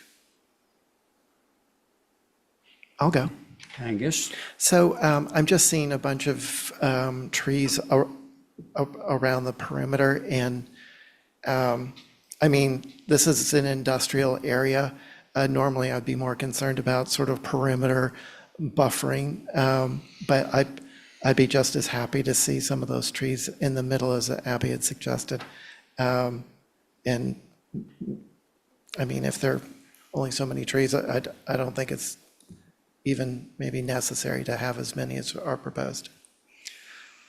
Okay, Angus, thank you. Who's next? I just feel like the whole thing is pavement and concrete. I don't think there's much to say, really. I mean, I don't know, it's just very difficult to grasp how much property is pavement, but I think it's necessary. Yeah, okay. Connie? Yeah, given the nature of the building and the location, I think, especially where it is, I think this nice landscaping, I'm okay with this. Okay. Well, nobody loves an expansive asphalt. I do like the fact that you've articulated sort of the administrative parking area, as a certain zone, and, treat that in. I think that is good. Would I prefer to have that little median with some trees in it? Sure, but it doesn't look or sound like you've got the space to do it. So nobody loves a field of asphalt, but here we are. I'm okay with it. So what do you want to do, folks? I'm happy to make a motion to approve as submitted. If, this is Yeah. just on the side, if there is an assessment of the parking and there is, room enough for some trees in the middle of the parking to shade the trees parked in the middle, that would be great. Would that be a post-approval? That would be a post-approval, just Post-approval throwing it out. request? Yeah, okay. So that's a good faith request. So that's your motion, Angus? It is. All right, so all those in favor of Angus's motion, say aye. Aye. Any opposed? Okay. Okay, guys, thanks. Thanks. Thank you very much, everybody. We really appreciate all your time on this, especially back in August. So thanks again. Thank you. All right, thank you. Bye-bye. Okay, now we're back to the Stephen Welch Hour at 14 Woodland Drive. And you guys worked so hard on that, why don't we take a 11-minute break? Oh, is it here? Eat something while it's warm. Is it here? It's here. The world's most There was expensive a pizza. big mouse because one of the chicken arugulas Oh, has been yeah. eaten already. Is that right? Took a triangular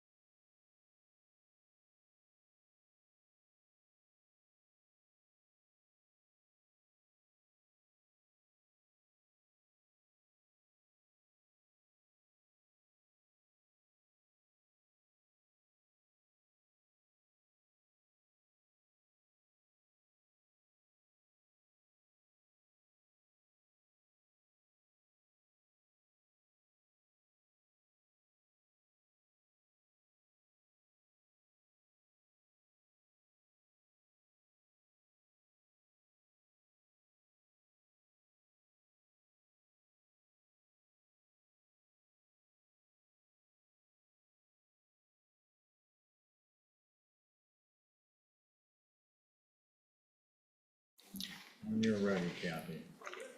Oh, thank you. I don't. Okay, that's okay. Check, 1, 2, 3, ready? Okay. Are we recording? Broadcasting live. Let's see, we are reconvening the meeting. It is 14 Woodland Drive, up on deck. Uri? No, Mr. Chair, it's Tori, and she's been brought over as a panelist. Okay, but the agent's listed as Uri. Right. Do we have a signed form?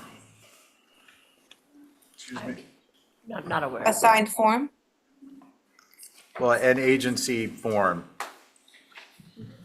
I just that, I work with him tandemly once in a while, and he asked me to submit it for him, as you can see, and he asked if I would represent tonight. Is that a problem?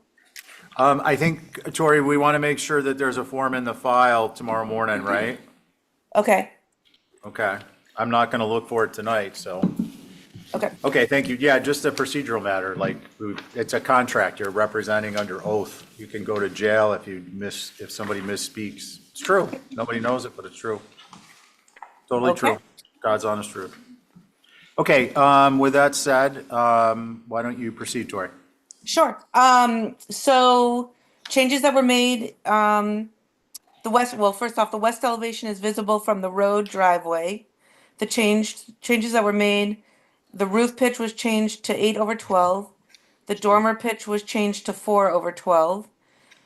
He changed the A-type windows size to bigger, and these changes help to lower the roof height to 29 feet 1 inches and align the meeting rails on the front dormer. And he said rest of the elevations basically same changes as far as roof and windows.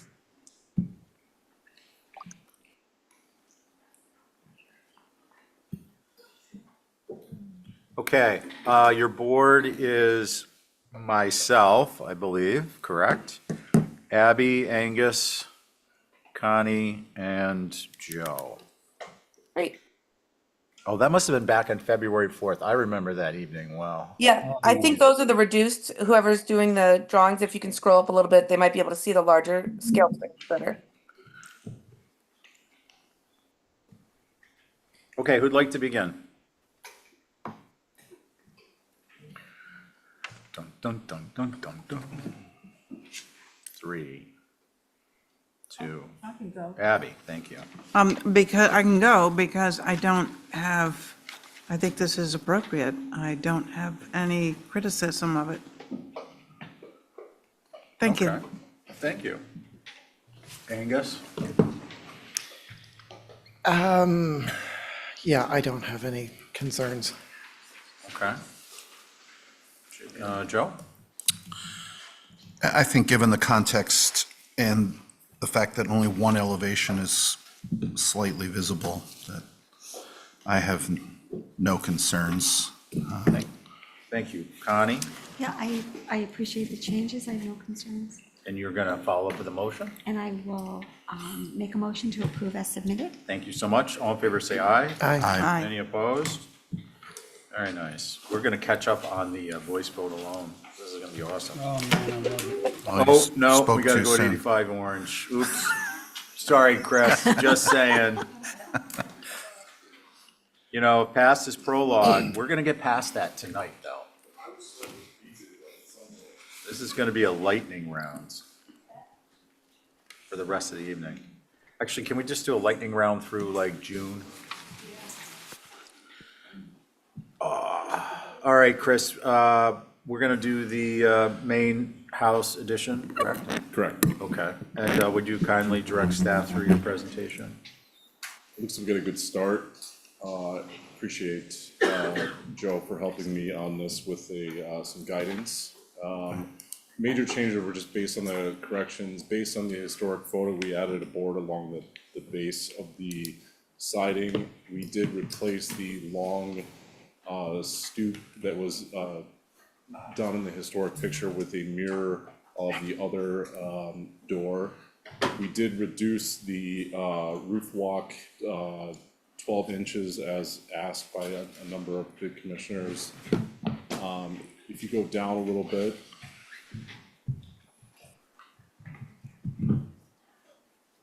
No changes here since the last meeting. Here you can see on the left of the new addition there, we changed it back from the hip roof that was there to the gable, which you can do if we keep going down. You can see there. That was really the major changes that were asked of us. Obviously, you have seen this way too many times, so look forward to comments. Okay, thanks. Holly, please. Thank you, Mr. Chair. So for the record, this is a 1834 3.5 bay half house. And the L was later added sometime in the late 1800s, and as well as 2/2 windows. You do all have approved a historic determination on file for this structure. Appreciate the finer details matching the trim, fenestrations, details from the historic 1890 photo. The size of the existing chimney on the left main mass with the proposed chimney was changed. It does look larger than, or sorry, smaller than what was originally there. If you look at the facade, so I was just questioning, and I was looking at the Exhibit A that was done on that behalf. The existing rear L is historic within itself and is shown on the 1892 sandboard map, which I did include in my staff comments. The roof should not be altered to a hip. I would recommend rather the new be altered with a hip, if the board is so inclined, but I did notate by reviewing some of the comments at the last meeting that there were some concerns of having a hip facing the street. Commissioner Paul said that the hip is supported if there was a one-story mass addition instead of the full 2 stories. The addition should be 1 story to provide the appropriate additive massing consistent with building with Nantucket in mind, and eliminate that continuous eave, something I mentioned last time. Again, the existing floor plans of the historic structure should be provided, as asked by the chair and noted in the past staff comments. The COA application was also not included within the last revision, and it really should be. And then overall, my staff recommendation would be to, 1, confirm the colors, because without having the COA on hand, on file, online, it was, we need to know what the trim sash, as well as providing the historic and existing floor plans. I do know that the proposed was there, and then provide the appropriate additive massing within building with Nantucket in mind. So those are my comments for your consideration, Mr. Chair. Thank you. Thanks, Holly. Does anyone have any questions for Chris or Holly at this time? Okay. Mickey, you guys got anything? Yes. So pretty much in agreement with what Holly is saying. We still think the additions should be 1-story shed roofs rather than the 2-story gables and infill that's proposed. The 1-story additions would provide very needed additive massing. It would improve enhance the structure rather than detract from it. And also that the rear gable should remain as a gable, not change to a hip.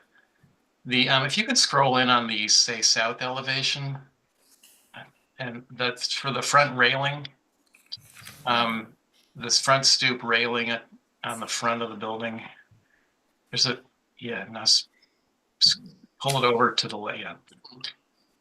So those side railings are really awkward. I know he's trying to replicate what's in the historic photo.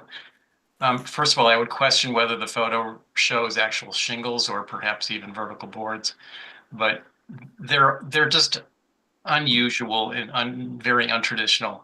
Those railings really ought to be changed to traditional balusters, or at a minimum just to vertical boards. But the shingles, that shape is just really foreign, and they're pretty narrow too, almost awkward to use.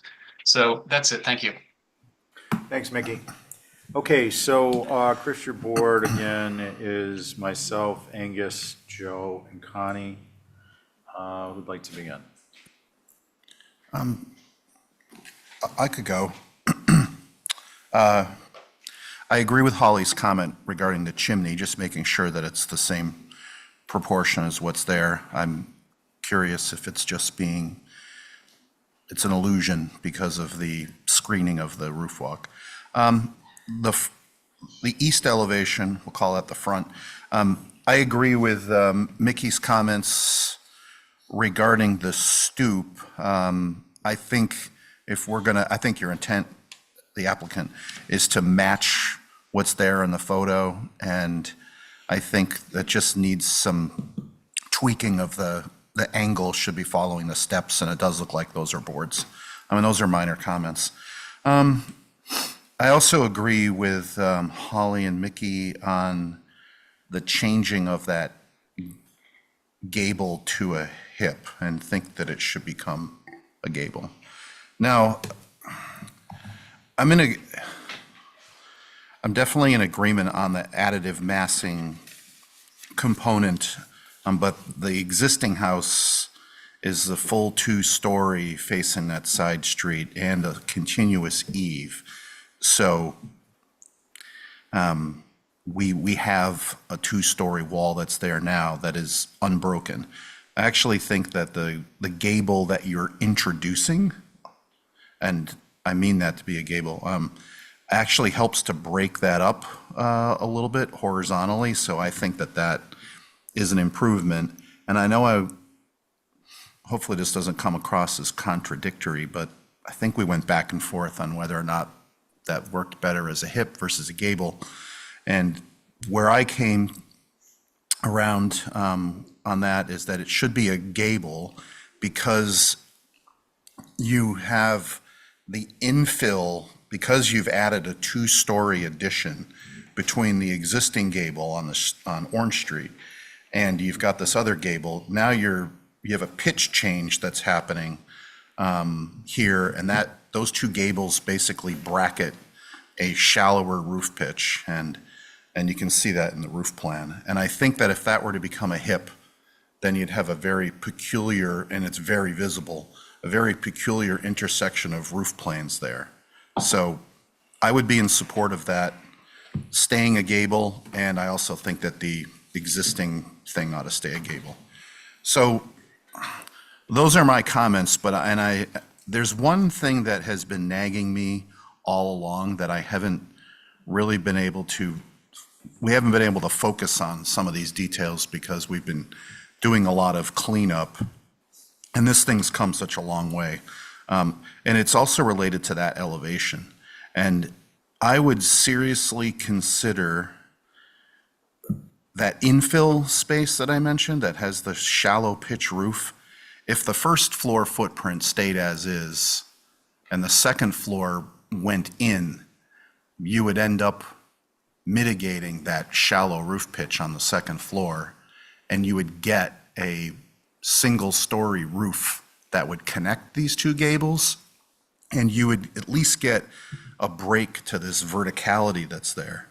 And if I look at the floor plan, I'm not weighing in on the floor plan, but if you look at the floor plan, the program could shift towards what looks like a huge hallway, like a 10-foot wide hallway. That entire program, which looks like it's just part of the master suite, if all of that slid into within, say, 4 feet of that stair, you could cut that entire addition in half probably on the second floor and push it in. And then I think you have an opportunity to articulate the first floor space almost like a porch that's been infilled, and you would get more glass potentially. I know that it's moving in a direction that maybe my fellow board members don't agree with, or nobody's seen it, so it's hard to say. And at the risk of designing at the table, it's just, I think, a way for you to keep the first floor footprint, get a single-story mass that's on the most visible side of the building,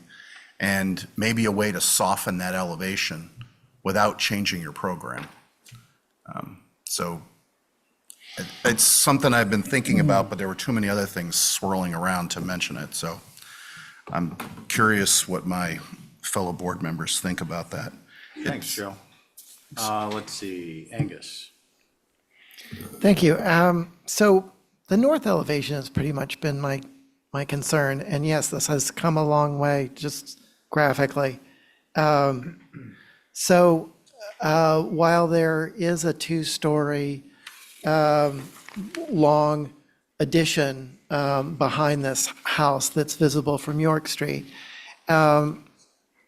it was 14 feet back from the gable, the main gable of that north part of the two-family. And so my issue is that it's not really following the guidelines as far as additive massing.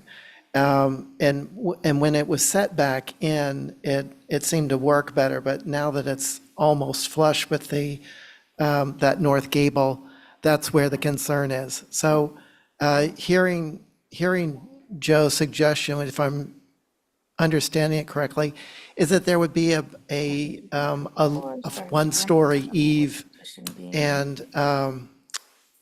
that would, along that middle portion, I think that would really go a long way to help mitigate this being a wall that is really from the east to the west side of the house. So I think pushing that back and playing with it a little bit, that leaves the gable that is expressed with the red circle around it. And for it to be low and then pop back up would be an issue. So I'm not going to design at the table, but I think that something has to be rethought about that, about how that relates to a dropped roof adjacent to it. And that's that. Thank you. Thank you. Connie? So I'm intrigued by Joe's suggestion. I think that might alleviate a lot of the concerns with the massing. I think it might be worth a look. I think the rest of it, it's come a long way and it's looking good, but I do think that that might be worth a look-see anyway. Thank you. Thank you. Can we go to the roof plan, please? For initial HGC suggestions, we changed the. Okay, that's what I thought. So that's two-plane roof, right? Next one. The connector? It's what? It's two-plane, as you see it in the elevation, it shows changed the roof difference style, in so pitch of that single roof. I'm not seeing it here, but here, there should be, there's another line in here somewhere, I think, if you look at the elevations. No? Oh, what I was referring to is, I need one of those laser pointers. Yeah. Angus, there you go. When you look at, I only use these with cats typically. So much fun. This, when you look at it in elevation, this old eave line right here, right, runs all the way through. Yeah. And here, we're seeing a piece of it, but in elevation, we're seeing this and that as if, if you look at it two-dimensionally, they look like they're in the same, but this pitch and this pitch are vastly different. And in just the surface area of that thing, coming down Orange Street, looking at the corner, that's what's been concerning me from the beginning. So, like, if this thing came back, I don't think it needs to come back all the way to here, although that would be awesome, because then the first floor, you'd have a clear single-story mass. But if this thing came back and was more of a this is probably, I can't read that, but a 4 pitch, is that? It's a 4.5. That's a dormer roof, and it's a huge shallow pitch between these two gables. So I feel like that on the second floor anyway needs to come back And to that's a steepen 6? that.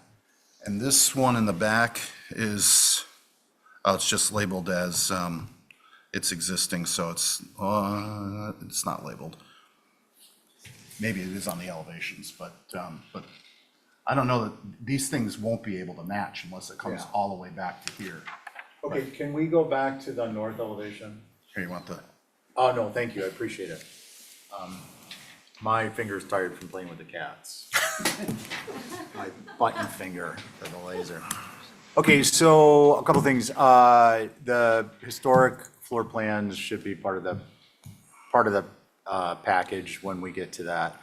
Didn't see a detail drawing on the stoops. I think, I think that when we get to the point that we are in approval stage, a detail subject to review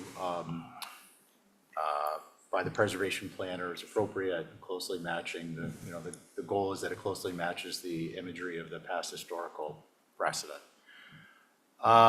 Colors obviously need to get squared away. I'd like to get a beat on that before we finish discussing this evening. Agree on the chimney. North elevation. Steps, how many steps do you have in the front, Chris? Without looking, there are two different ones because there's a little bit of a grade change. How many risers? You don't know. Off If the you've top got of my head, four, I you're think- gonna need a guardrail, Okay, handrail. yep, But I don't think you have four risers from what I've seen. I don't think so. The original structure did, but the road was lower. Yep. So imagine that. That's our drainage problem on And Nantucket. regarding the historic, Well, hold on one sec. I'm gonna give you a chance at the end, so I hope you've got a little notepad, you're jotting stuff down. I agree on the chimney, beefing that up a little bit. I mentioned the four risers. The north elevation, so for me, I'm actually fine with this as it is. I think that the presentation of this structure is not gonna be as abrasive as we might think. I don't think that it's atypical, but it's not without precedent, and I don't think it's inappropriate. However, I think Joe's idea is a good one. I would suggest that given where we are in the process of many hearings, acknowledgeably, much of that is on the applicant's drafter, shall we say. And, but for me, the concept would be that, can we go to the north? Yeah, so you should be fine with your stairs. Oh, before we go, don't change it. Absolutely inappropriate to be using copper downspouts. Sorry, just, as Mr. McLaughlin would say, copper goes on brick. That's it. So that's where I am on that. Can we go to the north, please? I want to write down that copper. happy to change that up. we were weighing in on gutters. Okay, so my thoughts on this, I think Joe's concept of height is more important to me than depth. And I think you could drop your top plate on the connector piece down almost to, given the nature of the interior program, you could drop your top plate on this connector down to the meeting rail of the second floor 6/6s, and then change your roof configuration so that it matches in the rear, and then it would come out accordingly to meet the top plate height. And I think you're still gonna have headroom, it's not gonna be a huge headroom, but you're gonna have headroom and more usable space on the interior on the second floor than you would if you rebate that further between the two gables. So to me, that is an acceptable solution, given where we are in the design phase of this project. And understanding that, well, it's just kind of where I am on it. I understand that there's support to make modifications there. I think if we are going to request modifications of that connector, we need to be very specific, and we need to have strong consensus so that the applicant can walk away. Because I got the feeling from the last meeting, just to say it, that we had asked for changes, and if they were made, then this was really gonna be settling. And I understand, and I don't disagree with Joe's comment that, I didn't really get to this point, so I'm of two minds here. For me, the solution is that I'll go with the group, but we need to be, again, just to reiterate, very clear as to what we're requesting so that they can make modifications. And then they may come back and say, hey, we can't do that. It totally, doesn't work with our program. I don't know. That gets us to another meeting. But I just want to be sure we're clear in giving them direction, okay? All that said, Holly? Thank you, Mr. Chair. I wanted to mention, I have the COA, the original COA that was submitted, the application. The colors that were indicated are actually MHC numbers, so I have no idea what those colors are.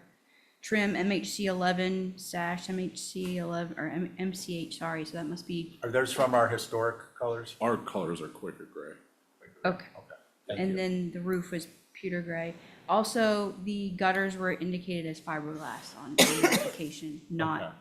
Gutters, fiberglass are fine. The G60 profile is completely a Nantucket profile. The downspouts would be wooden boxed. Quaker gray, for me, that's important. If this was white, that would change the perception of that north elevation too. So, do you want to make a quick comment, and then we need to decide what the heck we're doing? Okay.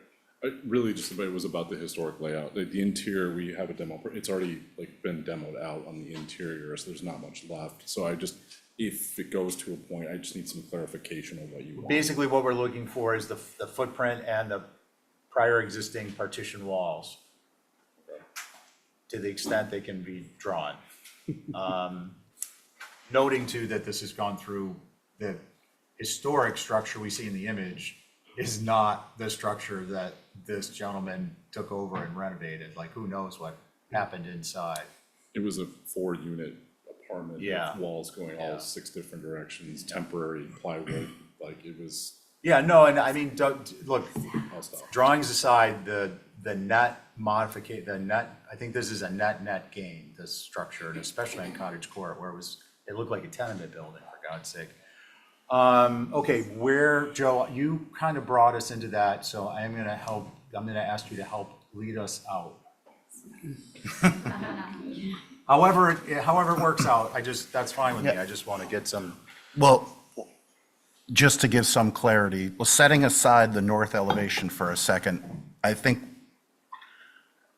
if that hip that's now hip goes back to what was there originally, and the front porch goes back to the way, or the stoop goes back to the way it's represented in the photographs, and that gets confirmed by staff, and the chimney matches and so forth, we're talking about one elevation and I think if there was any way that there was a single-story mass, a single-story eave line on that elevation, you would have an approval. How that happens is, I think there's many ways that you could make that happen, but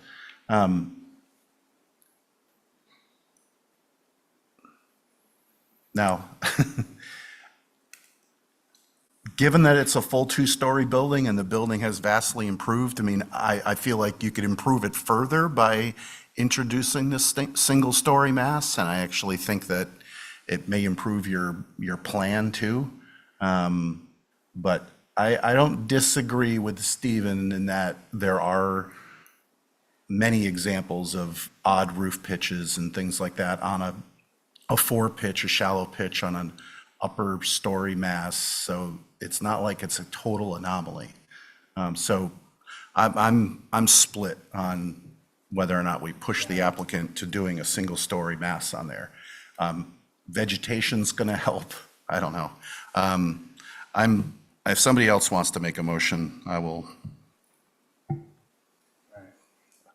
I'm not, especially, other than sketching what I think would be appropriate there.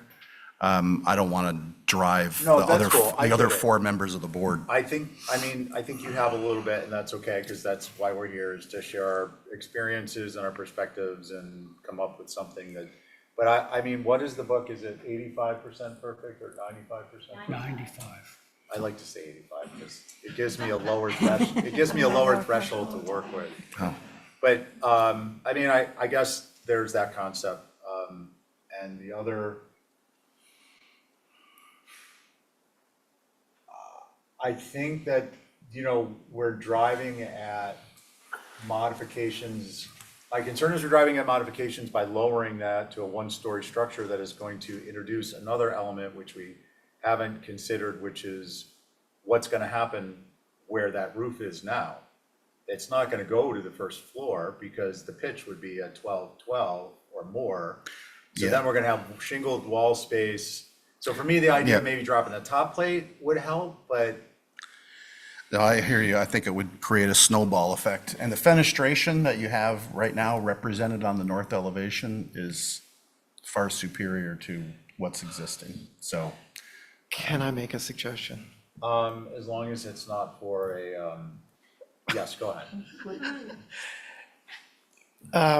So in this elevation, it might be easiest to see with the sort of the profile of the north, maybe the west elevation. So, thank you. So right now, that one-story addition is like here. I mean, the two-story. And the idea is to take a one-story and basically fill that space between the windows back to the, as Joe had suggested with moving the north room back so that that really becomes a 4-foot wide hall instead of like a 10-foot room.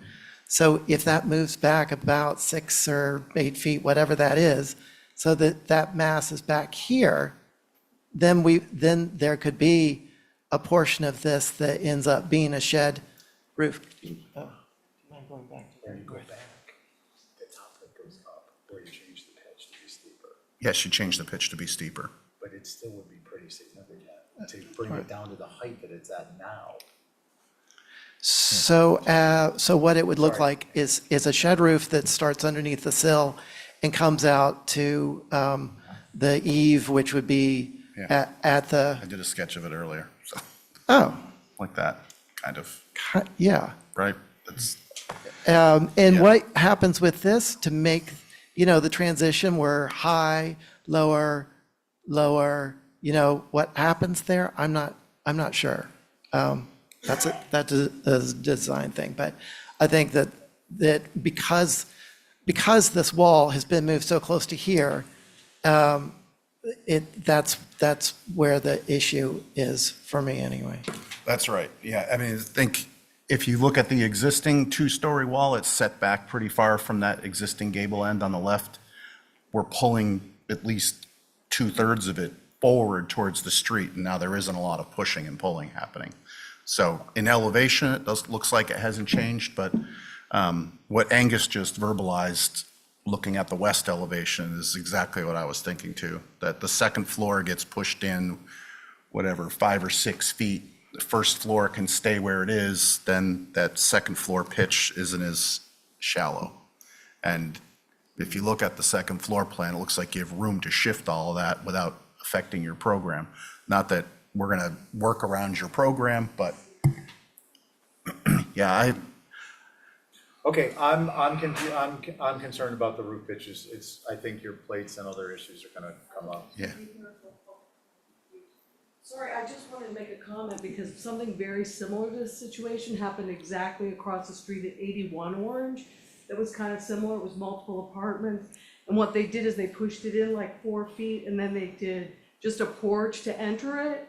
And it did what you're talking about. It didn't change the second floor because it was a hallway, but it did push it in a bit. So I just thought, Matt McEachran drew it in 2012.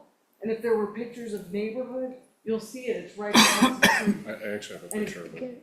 Thanks, Susan. So just for what, I've heard you guys describing it, like it's already been done, Yeah. I think.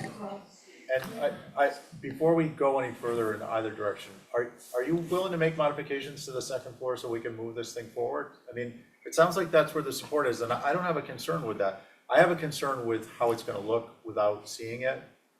Can't visualize these things in my head, just doesn't work that way. So, that, I'm just trying to look at, if you move the wall back, you change the pitch to a 6, that's okay, but if the existing one is in a 6, because it's the existing roof is a small addition and it's a 4, then the roof mass over what you've pushed back would need to be in alignment with the existing addition, a 4. And what's happening is you're actually raising your top plate versus what it is now. So not knowing that roof pitch, can we go to the north? Yeah, here, this is good enough. No. To the north.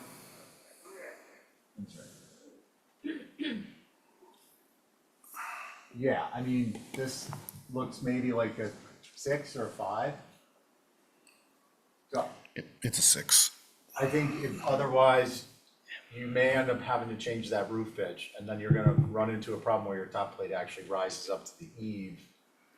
of the two gable forwards, and all of a sudden, even though it's recessed, it creates a perception other than what we're looking for. That's my concern. I don't know if that's gonna be the case, because I don't have a cross-section to look at. Well, if I had a cross-section, I could figure it out like that.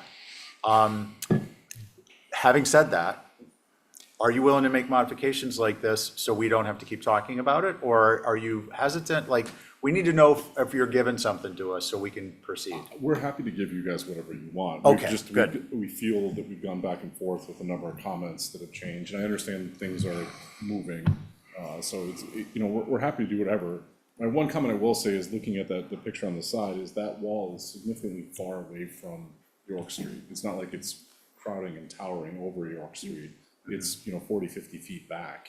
So that, using the existing second story structure, moving this, but I've also heard the commissioner's comments that they acknowledge that, and it's just, we're trying to figure out a solution. The problem we're running into, not that it's your problem, but that's the primary bedroom up there. Okay. So. And what about changing that to, it's clearly not a 6 now, changing it to a 6 and having the top plate drop accordingly and keeping the distance, the depth as it is? Dropping the top. So basically, this is shallower than a 6, I presume. Correct. So if this becomes a 6, it starts here, it's gonna be lower down, so you basically end up having smaller windows here. If you have a 6 pitch, it drops your top plate down, and you start to have the presentation of a smaller mass over there. Right. I mean, if that's what I don't know what they're gonna accept. I would suggest that if you're willing to make modifications, and I think that we can pin it down to that specific element, then that's what we want to do, so we can move this thing forward this evening, and you can move it forward at the next meeting. And I would suggest that you give us a couple options. One is the one Joe suggested. One is if you just modify the roof, definitely you're gonna have to verify the roof pitch of the existing structure, because you're gonna need to be matching it. So there's, I think, 2 elements there that we could hold for revisions on. I mean, I think it'll look nice if it works the way you think. That'd be great. Yeah, I don't think the eaves need to change. So I would motion to hold for minor revisions. And we have the benefit of seeing, we already know what we could go back and improve exactly what we have tonight. So you could put the submission and give us give us 2 options. We're specifically focused on the north. It will give you an opportunity to get a detail of the stoops. So then we can just bless it and be done. So basically, we want, instead of a 1/4 inch, we want like a 1/2 inch or a 1/2 inch scale drawing that reflects what you're gonna build versus this kind of, 1/4 inch scale that doesn't really give us any detail. Plus- And maybe look at the horizontal board as an option versus the shingle. We want to have the copper changed out on the notes, the chimney changed. And you go back to the original gable on that. So, I mean, there's enough things that need to be revised in the drawings that I think it's minor. And I don't think, at this point, no one's going to come back and say, well, I think we need to do something to the east elevation. Right, and that's what I wanted to make North sure elevation, before we cut you that free. it's this one elevation. Yeah, yep, no, that's good. So Joe, how about a motion to hold for those revisions and options? Yeah, so moved. Chris, I'm sorry. I have one question regarding the chimneys. What is the concern? Those are the actual as is. Holly, will you restate your comment? I thought that there was an incongruity. If you review the previous plan, I was looking at what Joe had provided the Exhibit A on.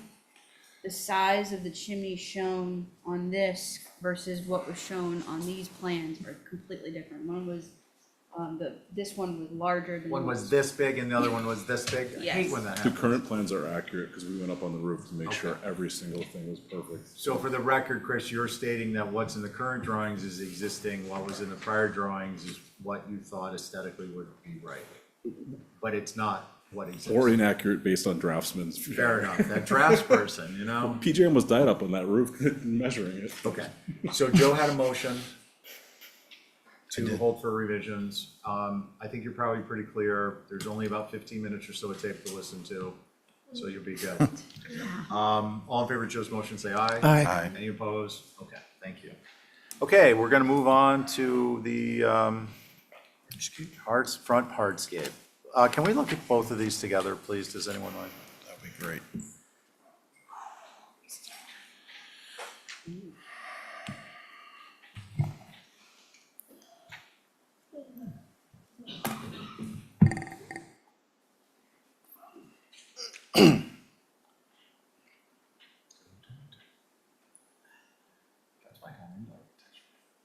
Because I could use that.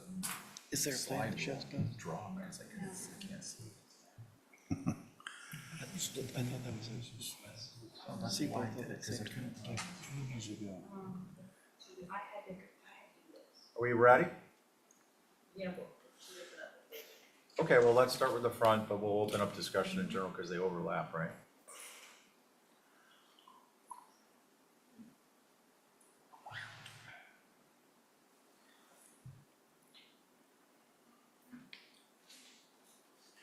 Fiona, are you saying you don't want to do split screen presentations?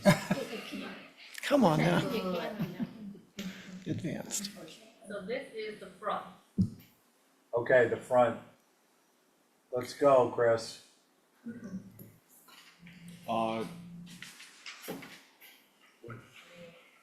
Could you go? Seems not to be loading because it should have both of them shaded out in there.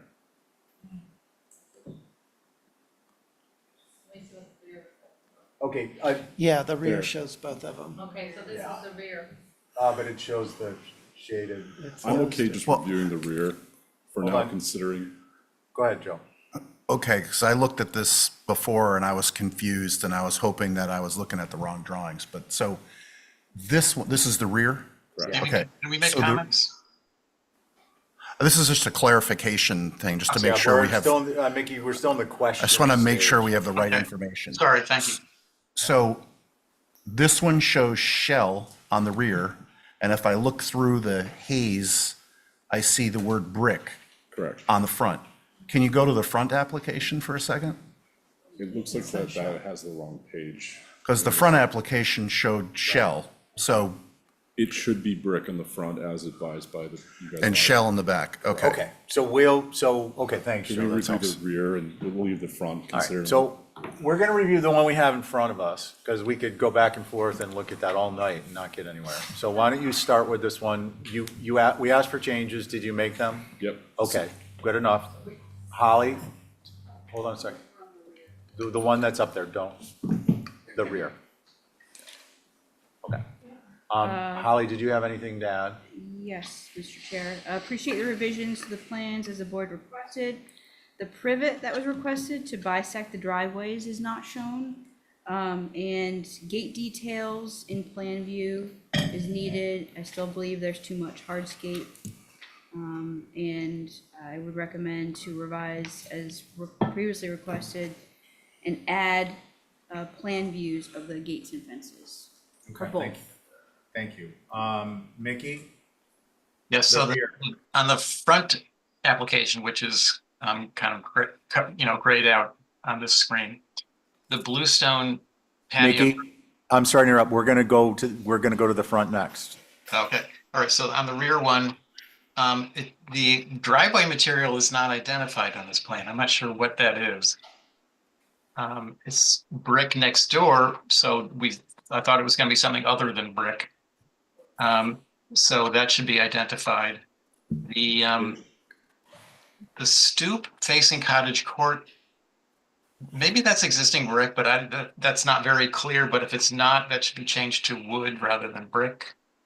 And the air conditioning units on both plans need to be screened in.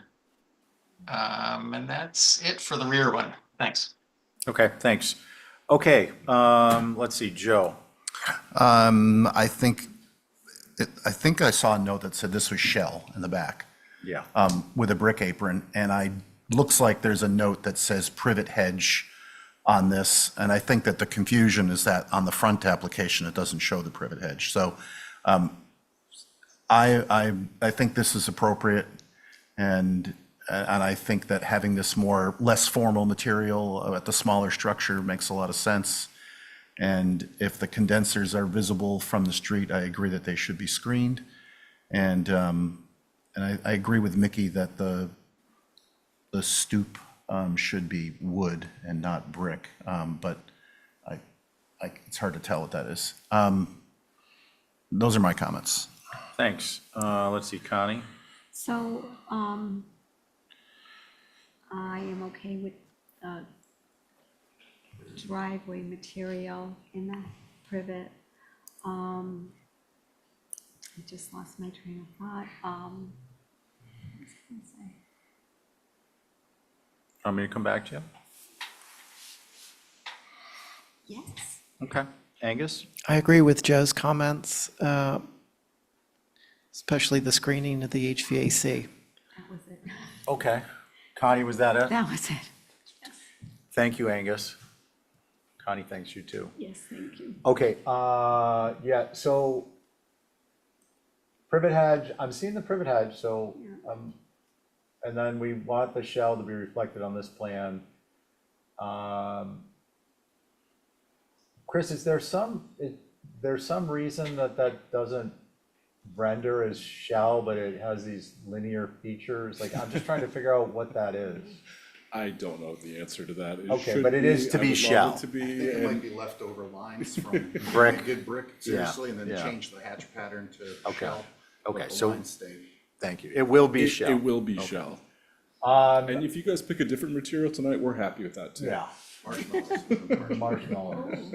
I heard the harvest is really bad this year, They so don't you're wear gonna well. stay away from the marshmallows. And if, Okay. What, Joe, go ahead.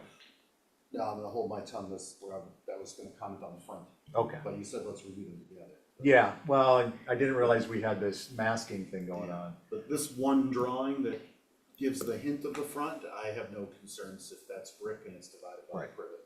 Great. And then, Chris, what are you proposing for the gates? Are they gonna be a type 2 fence at 36, 32, or 36 inches high? Are they gonna be a solid vertical board at 4 feet high? What are you thinking? We were thinking a 4-foot vertical board. Okay, so I'm fine with a 4-foot vertical board with a type 2 fence cap personally, and the post hidden behind the gate from the streets. That was gonna be my motion. Cool. Otherwise, I'm good with it. One comment, the front stoop, the brick is existing, so that's why we did that. Oh, and where's the AC condenser? They're in the, Between the two structures. That's okay. We're very happy to fence, and actually, we you're not gonna see. would like to. So that will be also a 4-foot solid board fence with a type 2 cap post hidden behind. For the AC condensers? Yep. Okay. Natural weather. You can go 3 feet there too. Okay. All right. Joe, are you comfortable with an exhibit A? Sure. Cool. So Joe's motion is to reflect the shelves, to indicate that gates will be 4-foot vertical board with type 2 caps, posts hidden from the streets. And similarly, the condenser enclosures will be 3 feet tall, vertical board, type 2 cap. Joe's motion, all in favor say aye. Aye. Any opposed? Joe, you want us to make that same motion for the front? No, I'm just teasing. Okay, let's go to the front, please.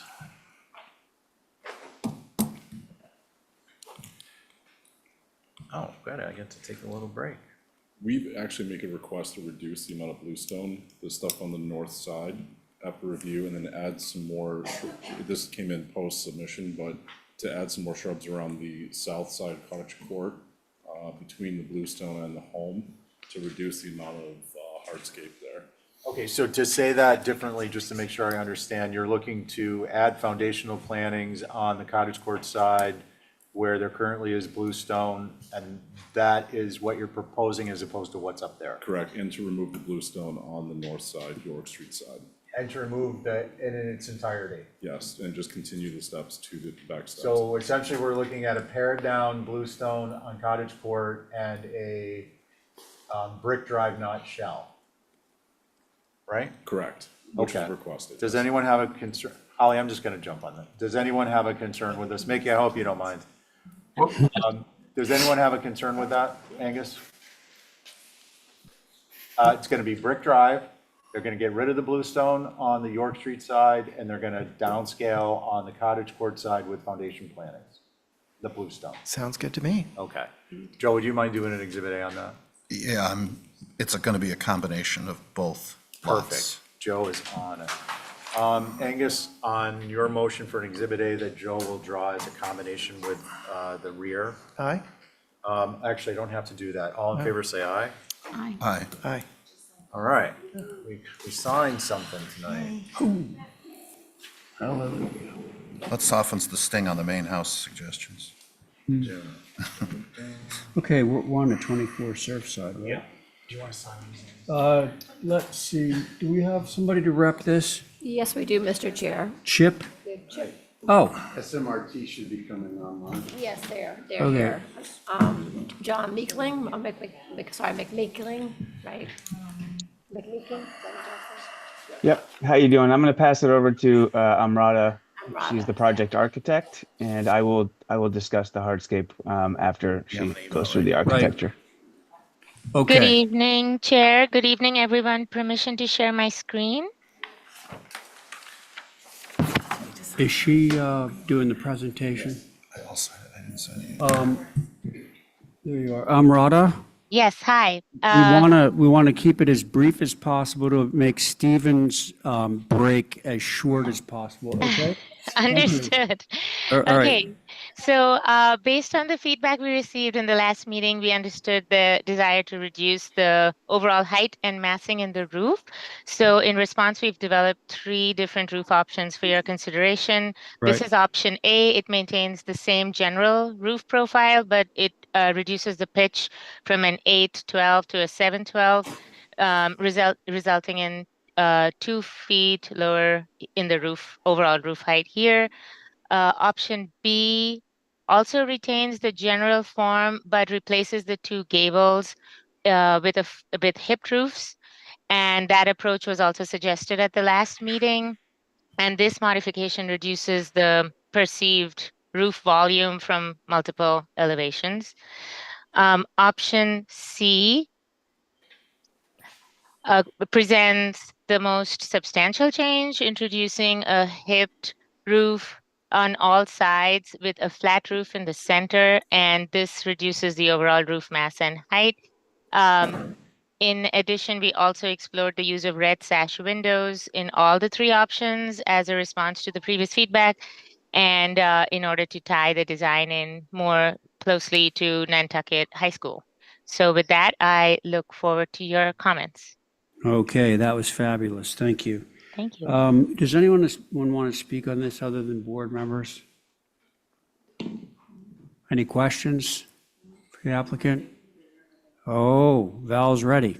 Okay, rock. Val. Thank you, Mr. Chair. I looked at this earlier today, and I think option C would be my choice. It's the most reduction in the structure roof, which was overwhelming the building, and I think it fits more into this residential part of the campus. There's houses all around this, except for the former teen center, which is now the administrative structure. So I would vote for C. Great. Thank you. Okay, thank you. That was short and sweet. Thank you, Kat. Let's see, Abby, Angus, Connie. I can go.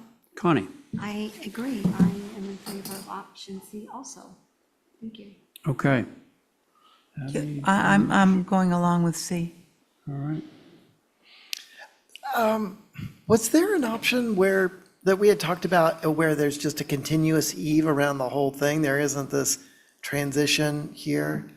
Option B does that. Well, you're suggesting a lower one, right? Like the faux, so there'd be like a hockey rink in the Or- middle of the building. Yeah, right, or a, just a typical six pitch hip. Oh, just lower the pitch. Yeah. But just have a continuous, just simple rectangle instead of 2 rectangles intersecting. You mean not that little bump out, that Not- sort of not the gratuitous little bump bump out? Yeah. Yeah. Yeah, just simplify. But with the low pitch, you know, 6. Amrata, I think you understand what Angus is saying. Yeah, we do. We did not explore that option, but if we'll wait for the rest of the comments, and if that is something we need to explore, we can certainly do that. Okay. Anything else, Angus? No, thank you. So, you know, I agree with the 3 board members who said that the option C, I think it was Stephen Welch, but he's not sitting on this, but he mentioned the fact that, you know, we do this a fair amount. I think we did it over at the Stop and Shop where you've got this faux roof behind which you can have all your mechanicals and stuff, which is really great, you know, because they're not going to be visible. And I, although I don't dislike what Angus is proposing at all, I think that's a, you know, perfectly valid option. I do believe that this option C will allow you folks to be putting stuff that ordinarily would be like all over the ground surrounding this place up there. So I'm good with that, and I appreciate the fact that you switched to the red trim to bring it in, you know, harmonious with the rest of the buildings. Should we? Did everybody Oh, speak? Angus would like to, yeah, go. I can see I'm standing a little bit alone in this, but I would make a motion to approve version C, but to lower the pitch on the hipped part of that, so that it's Yeah, more like a I don't think anyone's going to 6. disagree with that. Like, what did you say it was now? 8? It's a 7. 7? Yeah. Do you have any objections to going to a 6? We do not know. Okay, because I think then we'll, you know, have everybody on board. Okay, so Angus, that was an official motion? That was a motion. Okay, so the motion, Angus's motion is to adopt version C, albeit with the main hipped roof to drop from a 7 to a 6 and 12 roof pitch. All those in favor say aye. Aye. Aye. Great. Now we're going to talk about the landscape, and I think the issue there might have been about vegetation, trees, that kind of thing. Keep in mind, we want to keep Stephen's break as short as possible. He's back. Who's actually? Okay, John, How are we doing? your turn. Thank you, Mr. Chair. Thank you, Commission. So I'll just quickly run through this. The commission requested 2 modifications to the plan as previously submitted, modifying the overall height of the fence from 6 feet down to a 5-foot cedar board fence with a type 2 cap. That separates the parking and the new modular office from the existing 24 Surfside house. That has been accommodated per the commission's request. The second comment was regarding the amount of mature vegetation to be removed. So we created a planting demolition plan shown here in red, shows the trees that are slated to be removed. That's a total of 10 that I would consider substantial trees, and then a half dozen more smaller trees. The hatched area is all invasive and non-native, vegetation and low scrub, which will need to be removed primarily for the gravel parking lot. 4 trees here in the middle are for the curb cut off of First Way. So that just gives you an insight on the trees that we're proposing to be removed. And in place of those trees, we are proposing to install 10 new mature trees in the place of the 10 larger ones that are proposed to be removed. As you can see here, a combination of red maples, white pines, pitch pines. And again, all the vegetation along Surfside Road and between the proposed modular building and the campus athletic fields will remain in place, as well as 95% of the trees along the property line between central offices and the new modular office building. Just a quick updated rendering showing the existing vegetation faded back and the proposed new 10 trees to go in its place. That is it. Thank you, Mr. Chair. Thank you, Okay. Commission. Look forward to your comments. Yeah, thank you, John. Questions from the board? I have one. Yes. I appreciate the attempt to keep these trees. I just can't see how you're going to get a building of that size in there between all the trees you're claiming to keep. That's my only concern. John, were you able to address that question? Yes. Well, I think one of the benefits of this proposed option is that it is modular. I understand that we will need to get some equipment in there in order to construct this, including foundations and all that sort of thing. So understand the concern. We do believe that we can access this site from the existing paved driveway off of Surfside. And then first thing will be to remove the trees to put down the temporary laydown area, which will become the gravel parking area. So, it's going to be, it's a tight site for sure. It's less than a half-acre site, so it's certainly going to be a challenge, but we think we're up for it. Okay. Anyone else? If not, I'd love to hear your opinions. I can give it a stab. Nobody else You will. going? All right. No, I think it's, You're brave. I think we were trying to keep the vegetation on First Way and Surfside Road, and I think it's successful, unless I'm missing something, so, thank you. Abby, thanks. Who's next? I'll go. Ditto. Angus. Ditto. All right. Yes. Connie and Val. I'm okay. Excuse me, I'm okay with this, thank you. Connie's good? All right. Thank you, Connie. I'm Oh, good Val. too. Oh, I she's just good too. question the logistics, but thank you. Yeah. You can always chain yourself to one of those trees. I'm already doing that to wind turbines, no Oh, thank you. I know. You're going to have to get a long chain. Anyway, so I think we can have a motion. Motion to approve is submitted. Thank you, Angus. On Angus's motion, all those in favor, say aye. Aye. Any opposed? Thank you. Thanks, guys. Thank you very much. All right. So much for cribbage strategy. Put that away. Okay, we are now moving on. Oh, wait, you know what? You got another? Well, you're on it, but I'm chairing. chairing, So this is Tori. Cribbage. Yes, good evening, guys. Hi. So now we're up at York Street. I think we're all familiar here. So, Tori, go. Okay, great. Just to refresh your memory where we started with a gambrel style with the addition. Yeah, of the- not too much history, Tori. I understand. Just to see where we've come to. Started with the gambrel style with the addition being incorporated into one larger mass and a larger single dormer in the rear.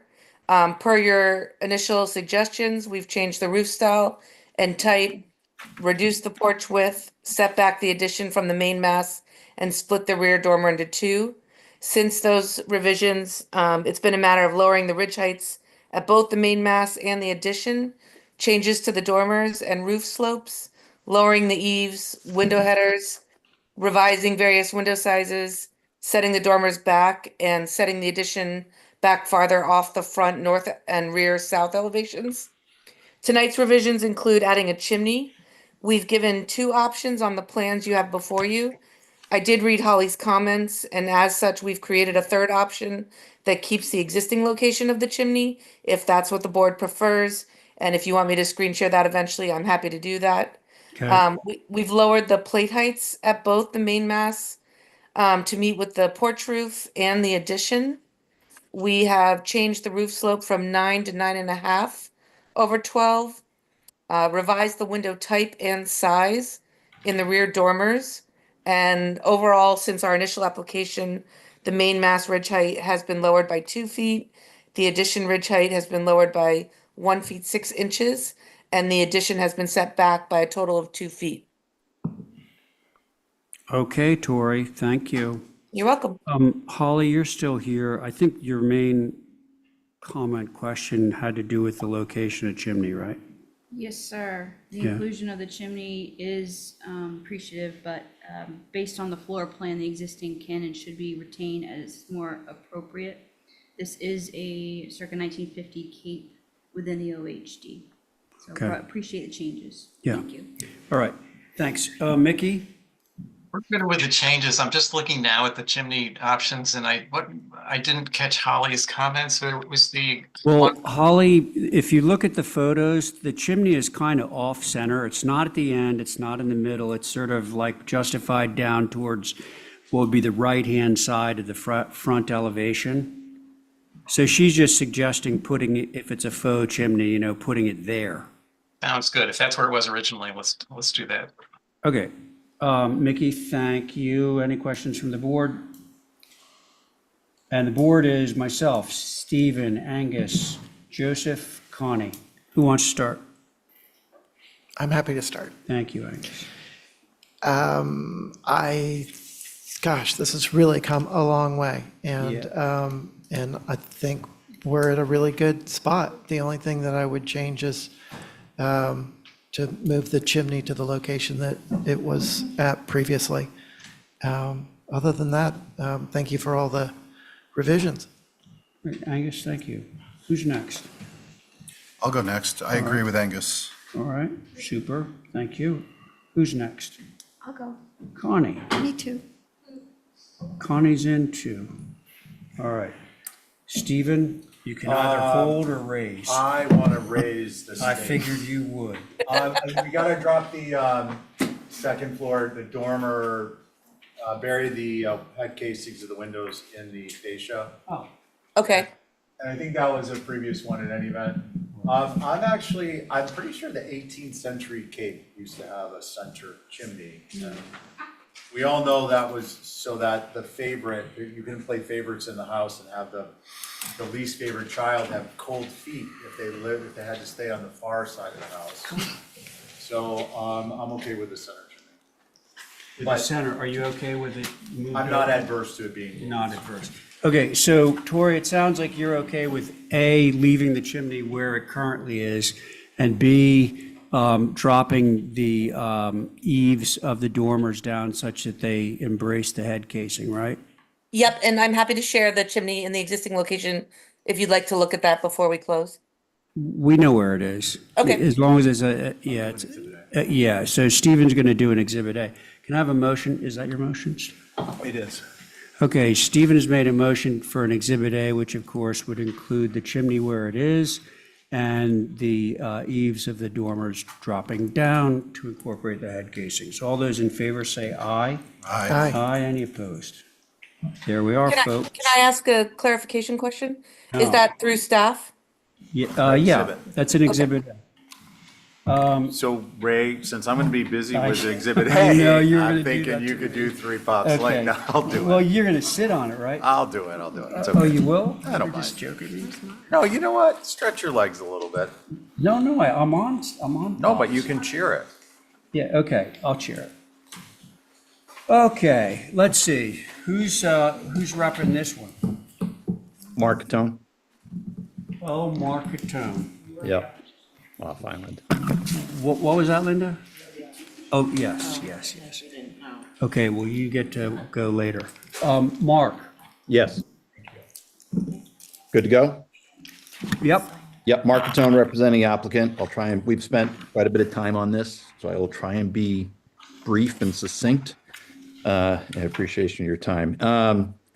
We increased there was some question of what was interpreted as the primary mass on the main house and some questioning of our manipulation of those ridge heights at the last meeting. We flipped that. We increased the ridge height of the eave forward mass with the chimney and dropped the flanking gable forward and lowered that as per, I think, several board members' suggestions.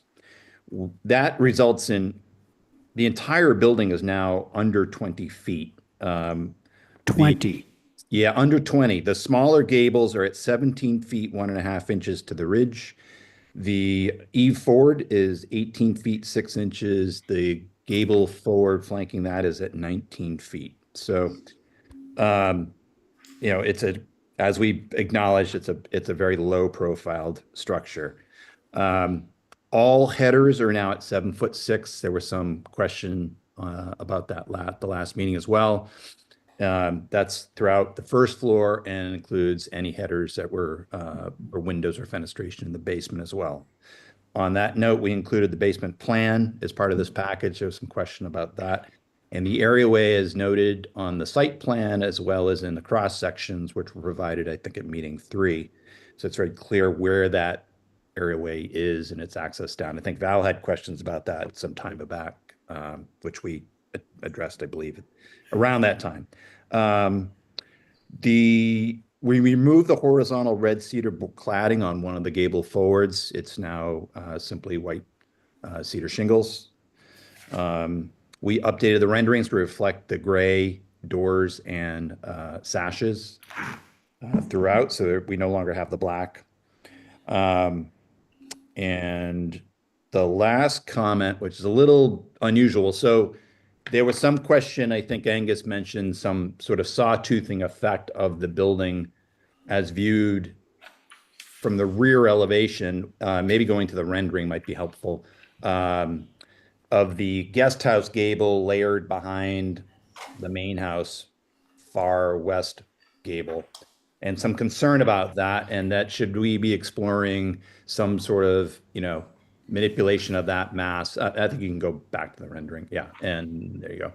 So we've actually, in the guest house, even though we haven't reviewed that yet, we manipulated that roof line. So on the far right of the rendering, what was originally a gable on top of a gable, it's now a gable on the main mast, but we've turned that roof line so you're seeing an eave forward of the guest house layered behind it in an effort to sort of minimize another layer of gable upon that structure. So I think that's everything. I'd like to think that we addressed just about every comment made by the board at the last review. And I welcome your comments. Thank you. All right. Thank you, Mark. Let's see, do we have Nantucket advisory on this? We have your preservation planner. Go for it. Thank you, Mr. Chair. So this is an infill dwelling within Old Nantucket, replacing the Taylor House, a circa 1940s structure built by George Elmore Taylor. Holly, can't hear you. Appreciate changing the sidewall to mostly shingles. However, what is seen from Hither Creek, Nantucket Road, and Ames Ave is important. The changes have been incrementally done. The gables and eaves sawtooth effect, to quote Commissioner Oliver, the connectors are not appropriate and is not in keeping with building Nantucket in mind or Old Nantucket. However, appreciate the one-story height. The continuous eave lines are of concern. These should be a differential in heights, and a look at the contemporary pergola with rigid posts. These should be more traditional in design, maybe include some overhangs. Butters in Old Nantucket are concerned with the dwelling not fitting into the setting, and change the character of Old Nantucket, which is simple architecture and setting. And I note that there are butters, and you did receive lots of butter comments throughout this overview. Those are my comments. Thank you, Mr. Chair. All right, Holly, thanks. And do we have Nantucket advisory on here or no? I don't believe he's here. Mr. Chair. I think he has spoken on this before, Bruce, yeah. But he's not here now. No. Okay, Linda, keep it brief, thanks. Well, we've got new plans to look at, sort of. For the record, I represent Paul and Jean Moran, who own the property at 4 Washington Avenue, direct to butter, and John and Sarah Hendrickson, as I want to be clear, for the record, as members of Over Creek LLC, who own the property at 341 Nantucket Road. For the record, they're both direct to butters. I will not repeat a lot of the arguments or errors and omissions on the application itself, Thank you. nor the potential conflict of interest on Commissioner Paul's participation in all the applications. Those objections are to stand. As to the new submission, and I use that word new with quotation marks, it's maybe the 5th time at least, is not responsive again to the comments made to any of the past meetings, particularly Chairman Welch's from a few weeks ago. There are still gables facing the creeks, which you've asked them to stop. The structure is still too long at 124 feet. The glass connectors are still there, not removed or shortened. As Val, I believe, said the last time, to remove them and shorten the building. They are atypical, they are flat roofed, and they're a very modern element. I'm not too sure where the 2-inch foundation exposure is coming from on the application. That does not meet building code. Does that mean that it will come further out of the ground in order to get the required 6 inches? The application says the pitches are 10 and 12 when there are flat roofs that are not indicated on the application. They are listed as skylights. They are actually not skylights. They are still there and atypical, again, with flat roofs. The exterior chimney, just sort of glommed onto this one, is exterior on the north side facing the creeks, highly visible, and they have atypical flanking. I don't know what they are, because if they're doors and glass, they are not on the window and door schedule. If they're some sort of board and batten, they're not indicated that way, and they're not indicated as any type of a door or window. But if they're windows floating, the chimney ends up floating in space. A very big concern on all of these applications is it says gray. His letter is not part of the application. He says cadet gray, which I looked at, and there's varying degrees of tone on the cadet gray. It's a gray, very similar to Nantucket gray, but not, sort of in between Quaker and Nantucket. However, the applications just say gray. The application, as you know, should be very specific as to what gray, because you can go dove gray and you can go platinum gray, which are very close to white. So they can get away with that if they don't specify cadet gray on all 3 applications.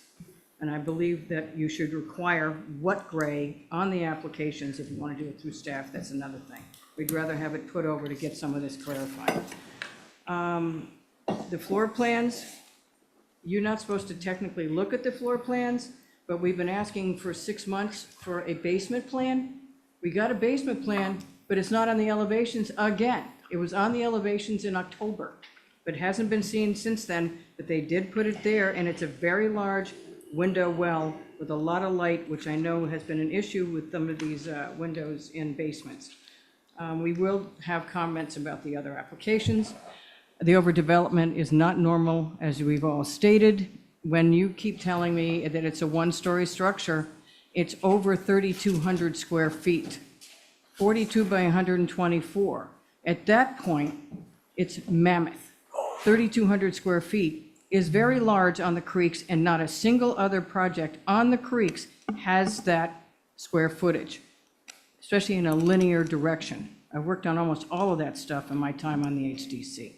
You do have jurisdiction from the water.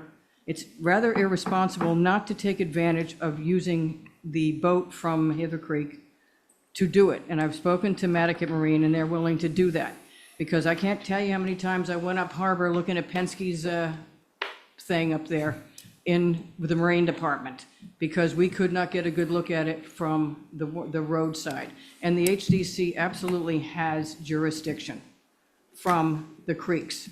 And so I could set that up, the office can set it up, I've already talked to them, they are willing to do it. But I think before you approve this, you should ask for ridge poles so you can see the length of it from the creeks, and go up the creeks like we've done many times in the harbor side, to take a look at the impact of this, and not simply from the road, because I don't know how often you guys have been out there lately.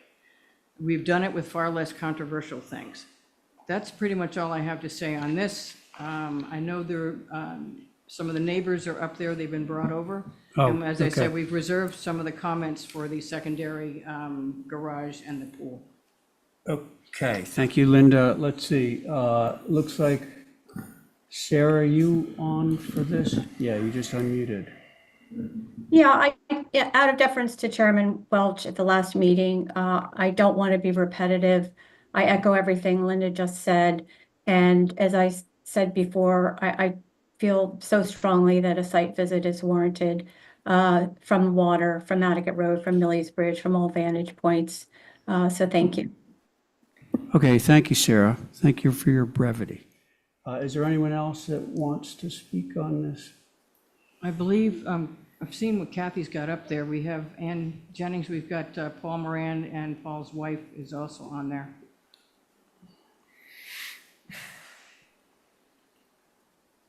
They get confused by how to come over. Yes. I've asked Ann to unmute. It's unmuted now, isn't it? Yes. There we Okay. are. Okay, well, my name is Ann Moran Jennings, and I echo and support my brother Paul and his wife Jean's opposition as abutters to the overdevelopment of what was once our beautiful property that we held for generation. This project is entirely inappropriate for Old Nantucket. I mean, I've listened to you many times over the months about looking at projects that have a historic character. I don't see this having any kind of a historic character for Old Nantucket. I oppose this application. Thank you. That was it? Do you have the Morans, Kathy? Okay. There's someone else? Yes, Mr. Chair, Mr. Bob Palmeran. Yeah, I just want to reiterate what my sister Ann said. Okay. Right. Okay, it's just, I don't want to bring it up again. We've been out there for 50 years. This is so out of character with anything else in Old Nantucket. It's just so big. I mean, the guest house, pool, main house, garage. It's just, it's unlike anything else in Old Nantucket, and it's very sad to see it happen. Thank you. Thank you, Paul. Anyone else? I don't believe there's anybody else in the queue. They haven't raised their hand. Okay. All right, then. I'm going to turn it over to the board. Let's see. Myself, Stephen, Angus, Val, Joseph. Who would like to begin? Well, I'll go, since Thank I you. spent 3 hours looking at this today. Thank you, Val. I went back through all of the submissions starting in October of 2024. And I actually took the first iteration and put the current iteration next to it just to see how things have evolved. And by and large, there have been incremental little detail changes, but I still see the same arrangement, and the size has not changed at all. Maybe a few inches in height here and there, but the footprint is exactly the same. I'm going to give credit where credit is due, and give a positive nod to the height. That is so appreciated. And yes, the ranch style is never used anymore, and that's a big thank you. The fenestration's been reduced, and now we're looking at muted colors. All of those things are positive. I've, as I said, reviewed the drawings, the minutes, the videos, everything today to formulate what I'd like to present as my concerns. The major concerns with the massing really have not been addressed ever. There's been a significant amount of requests to do maybe something more E-forward, and in the last meeting, I think it was even change one gable to perhaps an E-forward, and it would help. Overall, I think to make it look less contemporary is really the direction it needs to go. My concerns have been consistent. The glass connectors are inappropriate. I really think eliminating some of those could make the building seem smaller, more compact. There's not an architectural hierarchy that's evident because there's no real additive massing. It's masses connected with connectors. And so to me, it really hasn't changed a whole lot. In totality, it really looks like a big structure with no additive mass elements. The visibility from the water is really a concern, but while I think it'd be interesting to go on a boat and see what we're looking at, what are we really going to see? We're going to see the building that's there. So I don't think that's really going to help us. You know what I'm saying? Kudos again for the ranch approach and the lower height, but to me, that does not make this approvable. That's my comments, Mr. Chair. Thank Okay, you. thank you, Val Oliver. Who's next? I'll go. Stephen. I'd like the vote to be in July. And It's warm enough right With now. a skinny tail line on it. and I think we should have a full-scale mock-up. It's warm The enough. Penske model. And that addresses Vale's concern. And we ridge can also poles would get be some helpful. fishing in. Yeah, so, like, for me, this structure has not been modified dramatically or in a material manner, I think is more accurate.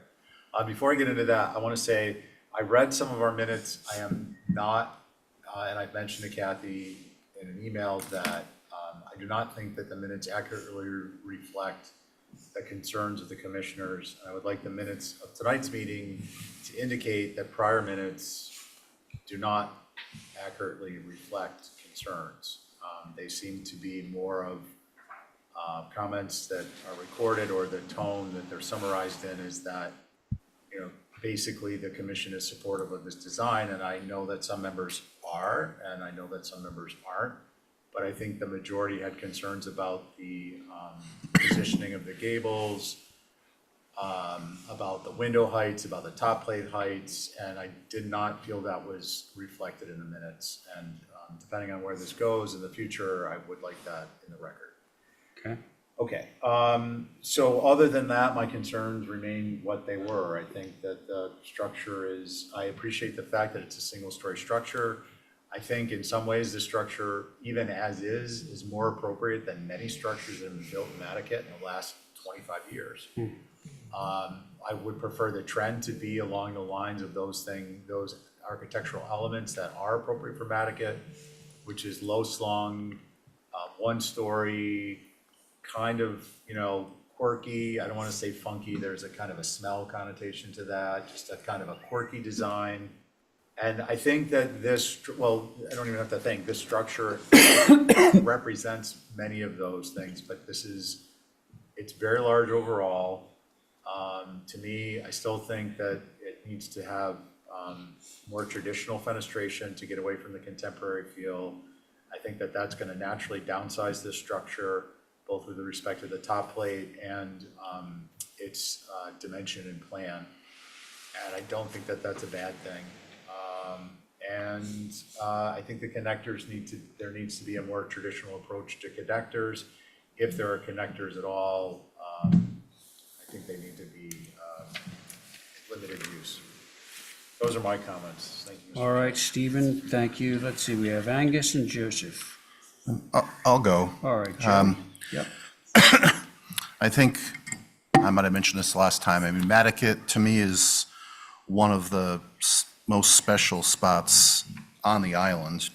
Not just, you know, the landscape, but also the structures that are there.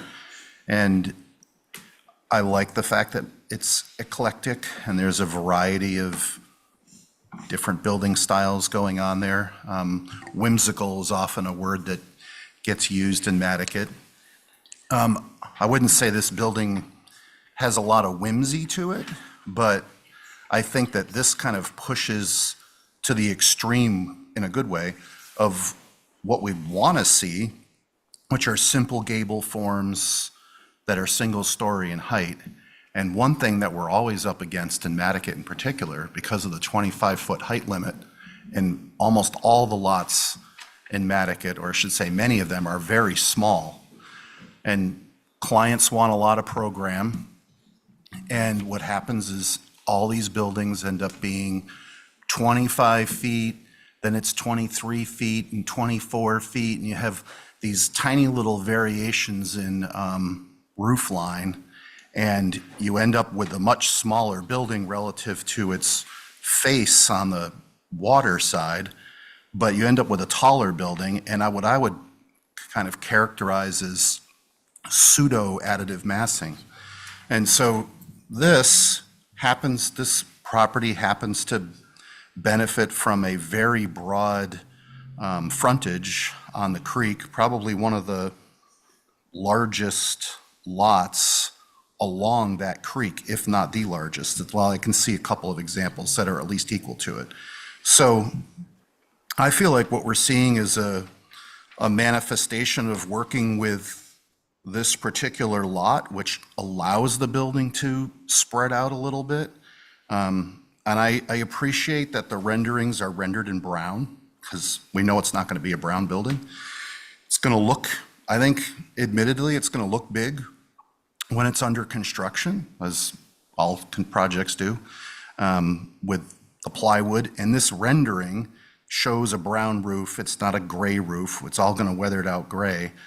And I think all of that, for me, gives me, I feel like there's some allowance of having some contemporary elements. That's sort of, maybe it's a modern day version of Nantucket whimsy, where you do have a flat roof. And interestingly, the flat roof separates these masses instead of conjoining them with another pitched roof. And I actually think that even though it's a contemporary element, it's actually adding to the additive massing in a real authentic way, because you're literally just bridging these adjacent structures that stand, next to each other. In fact, the proximity of some of these gables, or the gable to the E forward, is represented all the way along the creek, and one neighbor's house is as close together as these two gables are, even though this happens to be one property.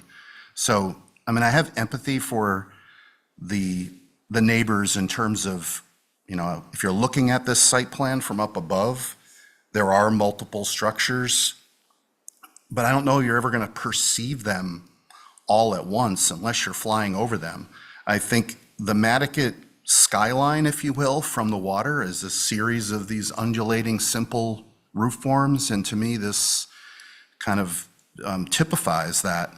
And there are some contemporary-looking pergolas on here that I think are going to weather out and not get recognized as contemporary elements. So I appreciate the fact that the applicant addressed the sawtooth gable, which for me was a minor concern, but now in the back, I know it's the guest house, but that roof line has changed a little bit.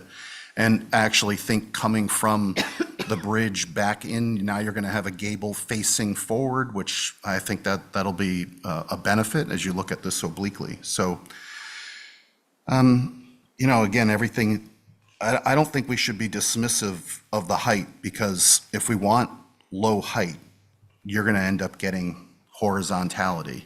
And this is one of the few projects I can think of where the ground cover is not being maxed out. And, to Linda's point, we haven't seen maybe a detailed areaway plan or sections of what all the below grade fenestration is going to look like. It doesn't matter to me on this. I don't think you're going to see it. And frankly, I think having a basement with a large areaway is the result of the fact that this thing's only single story. They've pushed a lot of program below grade instead of all these second floor decks trying to overlook the water in both directions. I mean, there's so many other things that could have happened that would be fighting for, to eliminate second floor decks and all. There isn't a second floor deck on this thing. They aren't even trying to sneak one in. So I feel like I acknowledge that it's got some contemporary details, but I think the essence of this is probably one of the more simpler assemblage of roof forms and building masses on the whole waterfront. So for me, that makes it appropriate. That's my comment. Although those are my comments. Thanks. All right, Joe. Thank you. Angus, that leaves you.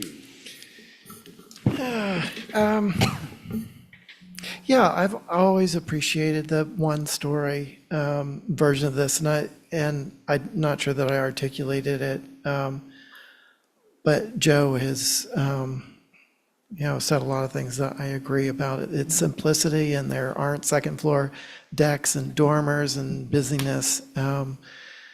There are modern aspects of this that could probably get toned down. And I'm not sure exactly, I look around, I think there's a really good perspective that's in that sort of long, wide shot an aerial that shows pretty much, everything in the vicinity. And the ranches, have 4-pitch roofs. And the newer construction is more vertical and has steeper roofs. I think that because this has so much consistency in its eave heights, that it reads as one building instead of the 6 or so that it is. And so I think I've heard, and I think I've expressed myself, a concern about the sawtooth effect with the gables. And that was more about the 3 gables that are on the north side, and having at least one of them go eave forward.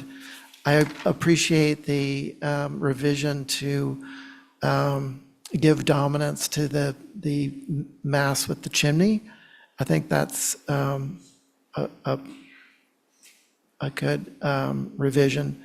But the other gables are too similar in height to each other and to that main mass to make it really feel like additive massing. So I think Val's comment in the beginning is you look at the very first submission and the very last one, there isn't really a substantive change in it. It's been a lot of incremental details. And so I think that's a concern. So that's what I have. Thanks. Okay. Angus, thank you. So, Mark, I would say that my thoughts are most akin to what Joe said. I think that there are a lot of things about this that people are critical of, but I think they lose sight of the positive aspects of this. The fact that a basement build out means that it's not being built out on the second floor. That's a positive, not a negative. Things like that. So I'm going to leave it at that because you don't have enough support, obviously, right now to be getting an approval. So I would like somebody to move for some revisions, just so we can keep it moving along. And we probably want to hold, part of that motion would include holding the other applications on this property to track. Could I just I think one of the challenges, excuse me, Ray, if I may. Yeah, no, go ahead. Sorry, Mark. Couple points of just clarity. There are some elements around that fireplace. They don't represent windows or doors or anything like that. They're just wood storage bins painted gray or natural weather. There's no glass there. Should be in the window schedule. We have, we've been slightly challenged because we've been told to drop everything down, which we have done. So we're like at about an 8-foot 3-inch plate height throughout this, but then we're sort of being told we should manipulate it and get more variation.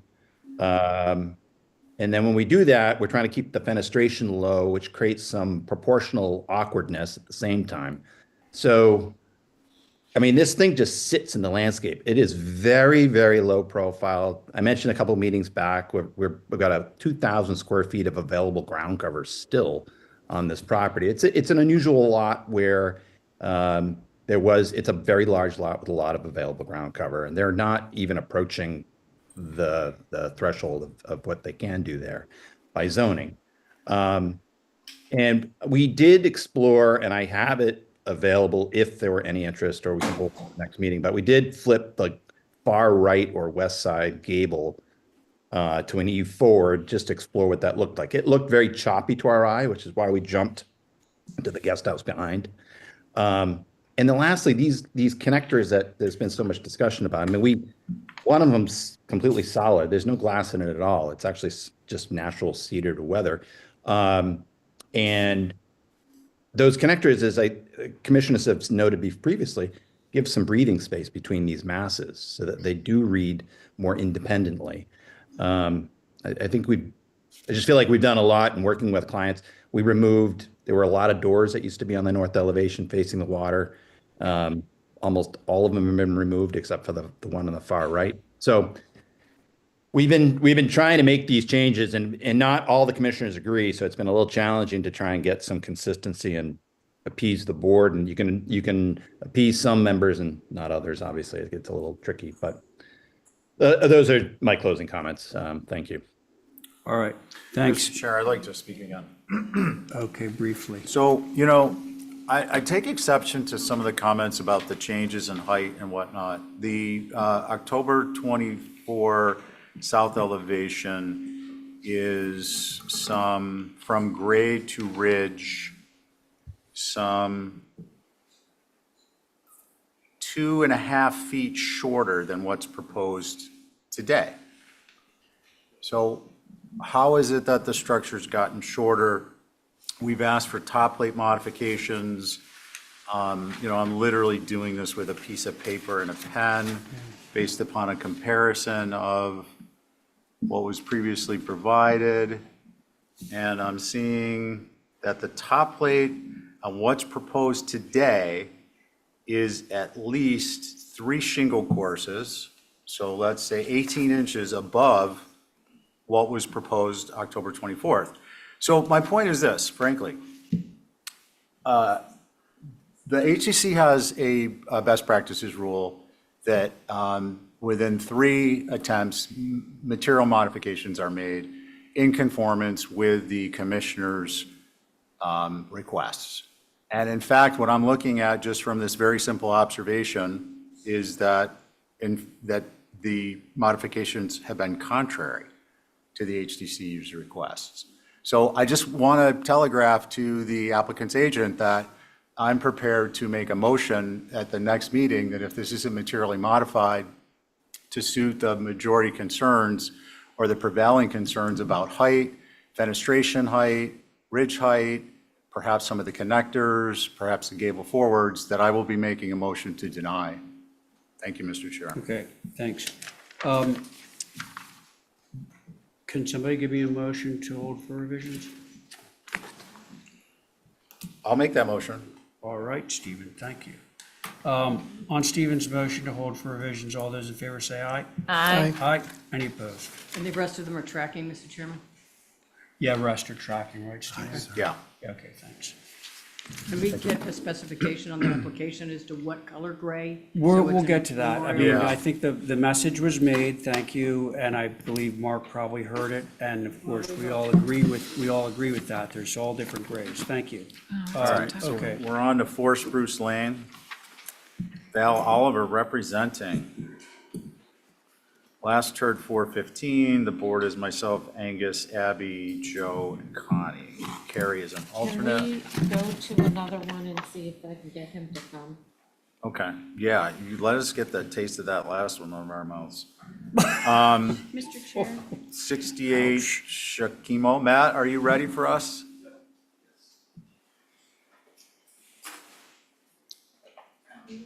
I can share.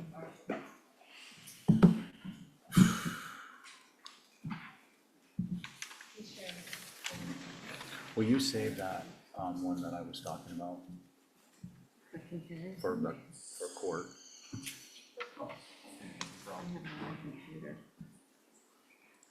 Good evening, Matt. How are we?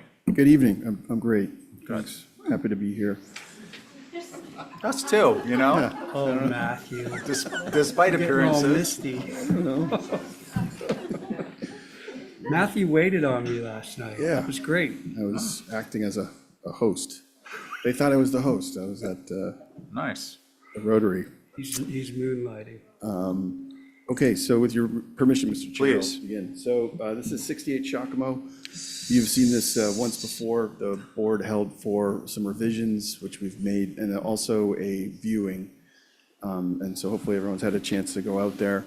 Again, this is just a recap. There's an existing dwelling on the site. It was a Glenn Thorson, God rest his soul, his design that he had done that we're retaining on the site, and we're building a new primary dwelling in the area indicated on the site plan.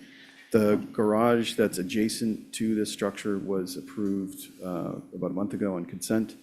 And so with that, I'll just run through the changes to the elevations. So south elevation, where I think most of the comments were focused and talked about the height, plate heights aligning, and trying to minimize the verticality. So we've done a few things. First of all, we've dropped the overall ridge height by about 13 inches. We've lowered the eave height so that all the eaves align with the meeting rails of the windows. And then also, in the previous iteration, the front center mass just had a hip porch in front of it that returned onto the width of that primary gable.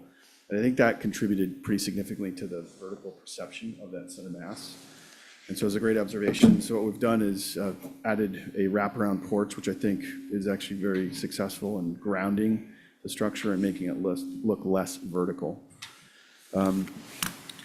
Again, around, just jumping to the east elevation, again, dropped ridge heights. We've indicated where the existing, or the previous ridge height was with a dashed blue line, just so you have it for reference. North elevation, there weren't a whole lot of comments about that, but again, in most areas, we've just tried to align the meeting rails. West elevation was one elevation in particular where the board had suggested that the meeting rails weren't aligning. So again, we've dropped that plate height. You can see we've dropped that ridge as well. So, and then we've just got a couple of perspectives. And again, I think the comments that the board made were helpful and successful. So with that, turn it over to the board, Mr. Chair. Thank you. Thank you, Matt. Okay, so myself, Abby, Val, Angus, Joe. Alternates for the record are Carrie and Connie. I'd like to begin. I'm ready. Val. I appreciate lowering the height. That was great. And I think that really helps make that middle mass seem more like the main mass. And I also think that modifying the dormers to align, that was a positive. Wrapping the porch in the middle was a positive. I'm almost wondering if the porch should just continue across, that's the south, to the east, all the way around the corner to make it more like farmhousey. It just seems unusual to have that tiny little space between the two porches where it's probably like 2 feet. And I think that would really sort of make it seem more cohesive than like 3 separate pieces. And then my only other I had 2 other things. The second floor deck on the rear is really huge. It's like 19 feet from the wall of the building out. I think it's really clever how you did that. And I'm not sure from far away that is going to be perceived. I just wanted to point it out. I don't know down below toward where the pond is, if is that part of this property or, yeah, it is. It is, yeah. It's pretty, Okay, so pretty it's not large. like a walking trail. Correct. And then the topography, this is a little bit higher. It looks to me from your topography that it's about 6 feet higher, first floor height, than the existing building that's there. Through you, Mr. Chair, yeah, there is pretty significant topo change because the property is so wide, but yeah, I'd say it's at least 6 feet. And we did put the topography, that's the existing topography. We did indicate a top of finished floor elevation for reference. And again, we are working with a landscape architect who should be before you soon. We want to just get a little bit of feedback on the house. Yeah. But yeah, there is, it does. I mean, it undulate. doesn't look like a lot in the pictures. Yeah. But I just wanted to ask that, and that's it. It looks good. Thank you. Thank you, Val. Who'd like to go next? I can go. Abby, please. I just went by there this afternoon, and I noticed how much vegetation is along the road in front of this. And I do appreciate where it's sited on the site in that it's sort of tucked in the corner and it's looking out towards the creeks. I think you've got a setback of 35 feet, okay. So for me, it's about the vegetation, because I think the architecture is fine. And thank you for, you brought it down. You said 13 inches or something? Yes. Like Thank you, Mr. Chair. a little over a foot. So to me, it's all about the vegetation, and if we could keep that along the road, I just think you're going to see the top of the house. If I could, Mr. Chair, yeah, that is the intent, that they want to keep as much of that existing vegetation and actually plant it, supplement it, if you will, because they don't really want to see the street either. So that is the intent. They don't want to see us? Is that what you said? They don't want to be seen, I guess. Yeah.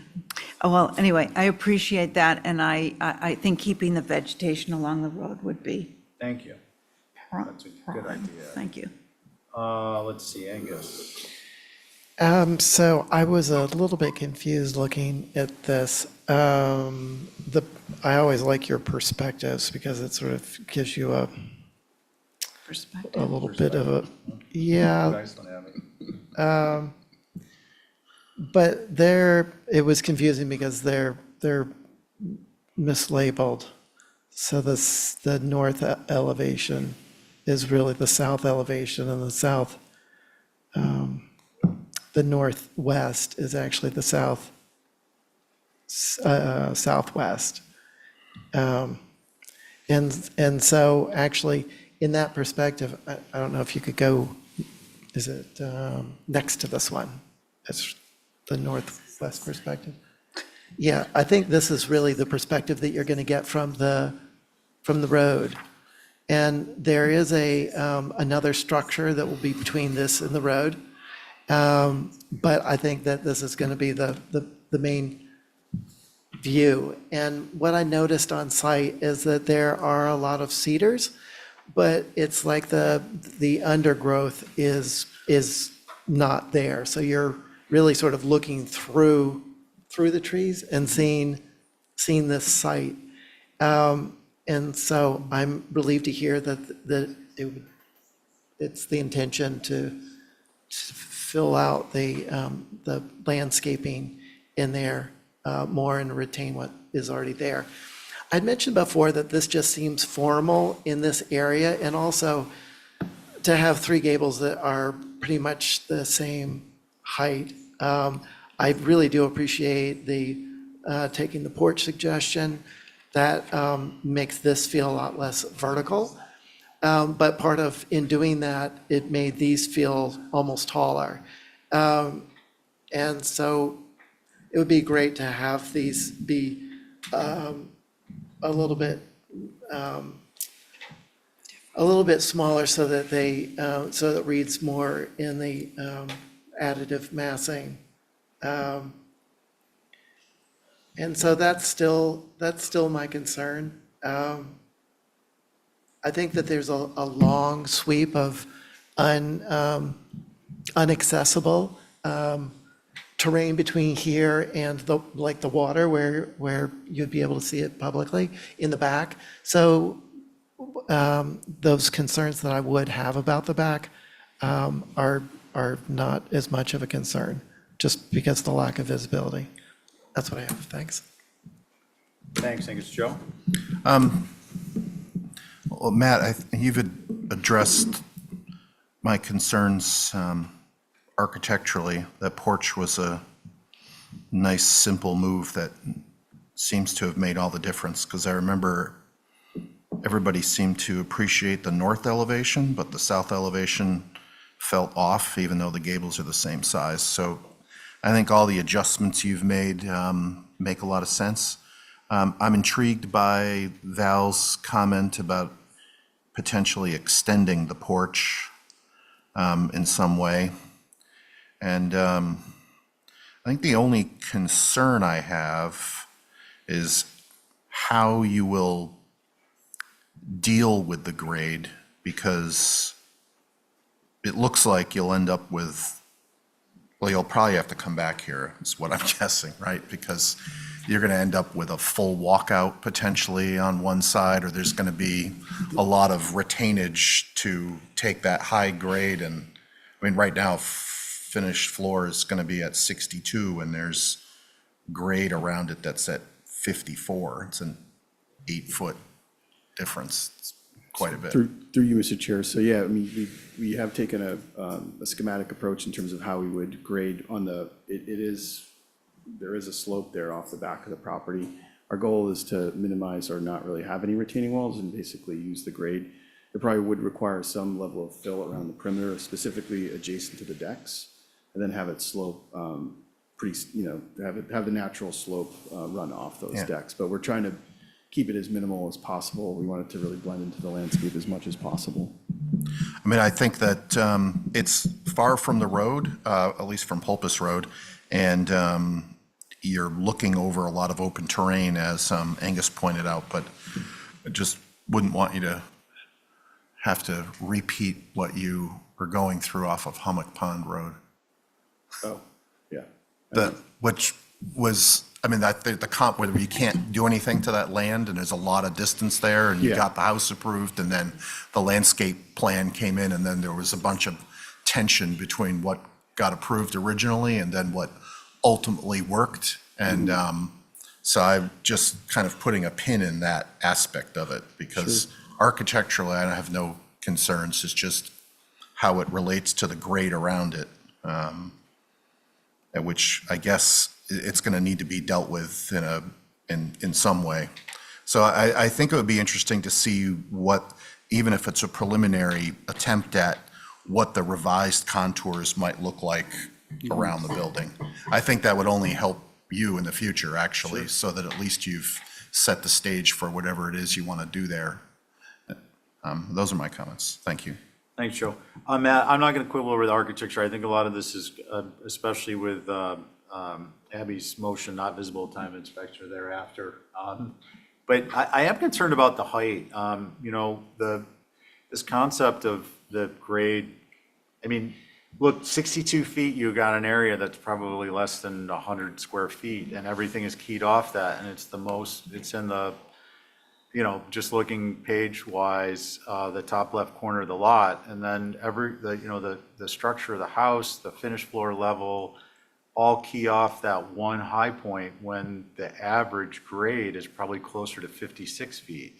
So as a result, you're going to be 6 feet higher as your ground floor level, and you're going to be, the existing dwelling to the right is, I presume, at 55 feet. So you're going to be 6 feet higher, and it's a larger structure. So I'm not comfortable with this at all. It may be that, I don't know, I would want to see a cross-section. I'm also not, can we go to the site plan? So I'm also concerned about how the grade is going to be addressed from the structure, where it says 54, you've got a finished floor of 6, let's call that 62. You're going to step out onto the deck. You're going to come down 8 inches, I presume. So you're still going to be at 61.4 off the left corner of the rear, where it's 54 feet at grade. So you've got, 7 feet of grade to address, and you're 20 feet from the property line. I've just seen a lot of these, and I'm not suggesting this on you, but I'm trying to prevent this from happening, especially given the proximity to Shakima Road, is the grade manipulation. I was out in Neil Point today, and there's a structure that's 4 feet above existing grade. Right by Dana's. Yeah, and it's really, it's disturbing to me. So I have that in my mind's eye, and that's not on Matt or his firm. I'm not suggesting that's his structure, but it's informing my perspective on the location, the determination of using the highest grade as your benchmark for your finished floor, and I'm just having a difficult time with it at this point. So I personally would like to see cross sections in both directions through the middle of the house in each direction, and running parallel to the lot line at what do we have here? Is this oriented north? So the northern lot line, a cross section parallel to the north, and a cross section parallel to the west. I may be in the minority there, but I think we're missing something if we're not looking at that. Those are my comments, Mr. Chair. Thank you. Okay. I was just to say, we're happy to do that. Obviously, there is the highest grade, believe it or not, is like 62 and a half, which we didn't use that as our benchmark. So we were trying to find the average. So where the garage is, you can see that we've kind of like cut into that. But yeah, we know that landscape's going to be a big part of this, and we have been working with a landscape architect. So we can Matt? definitely, yeah. I'm sorry, I got to push back on that. Your finished floor height is 62 feet, and your highest point is 62 feet. So to me, that seems to be the benchmark. Yeah, well, if it's the existing grade is at 62 and we were going to do 18 inches above that. But your average is, you've got a square foot average. The area that's 62 feet is probably 1/10 of the square footage area that the grade is lower within which the house is located. Yeah. Can we zoom out a little bit? Just a little? Yeah, I mean, 62 feet this is the line 62. Yeah. It drops down here, and this drops down precipitously, so most of this is a much lower grade. That's what I'm concerned about, just to be clear, not to be pointed. No, I So understand. I think if we can get the cross sections, maybe that will dispel any concerns, and it's large enough house, and who knows what's gonna happen along that roadway in the future. Okay. All right, Mr. Chair? Yep. You have a hand raised. okay. It's Chip Webster. Chip Webster. Chip, are you speaking on this structure? No, I just wanted to join as a panelist for Family, but maybe I already am. I tried to a few times, sorry All about right, that. let's go. Brief interruption. Thanks. Hi, Chip. Okay, so we got a motion to hold for revisions, or I'm sorry, for more information and. It's the cross-section, I'll make that motion for a cross-section going west-east, east-west, North, south. Contours. north-south? Two cross sections. Okay, Yeah, do cross-section, sure. yeah, And site plan showing the proposed grade yes, that's my motion. and the existing. Thank you, Abby. All in favor, say aye. Aye. Any opposed? Okay, that carries. Thank you. Okay, 20 Liberty. Spruce Lane. Yeah, he's not gonna come. He had some surgery on his face, so he's gonna stay home. I He's can got do to it take with- care of that handsome I mug. can do it without him. Do you want to present?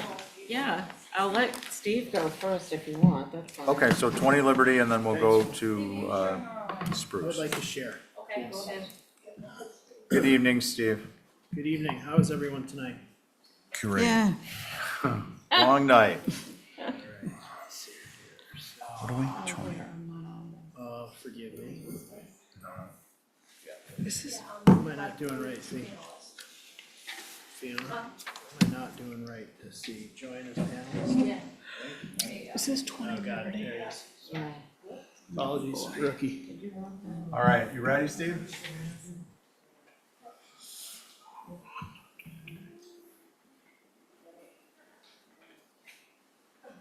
All right, great. Good evening. Okay, Steve, before you start, your board is myself, Abby, Connie, Joe, and Carrie.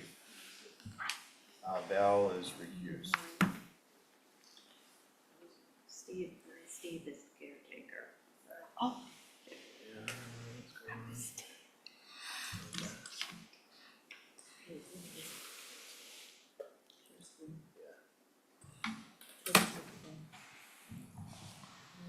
Pause for a brief nap. That sounds good. Any better?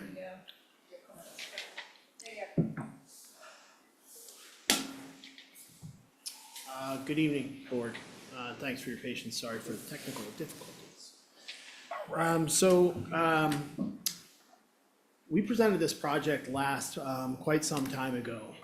We did take a little break. We reevaluated some options, and then we worked quite hard on a number of revisions to make the addition to this existing structure on Liberty Street.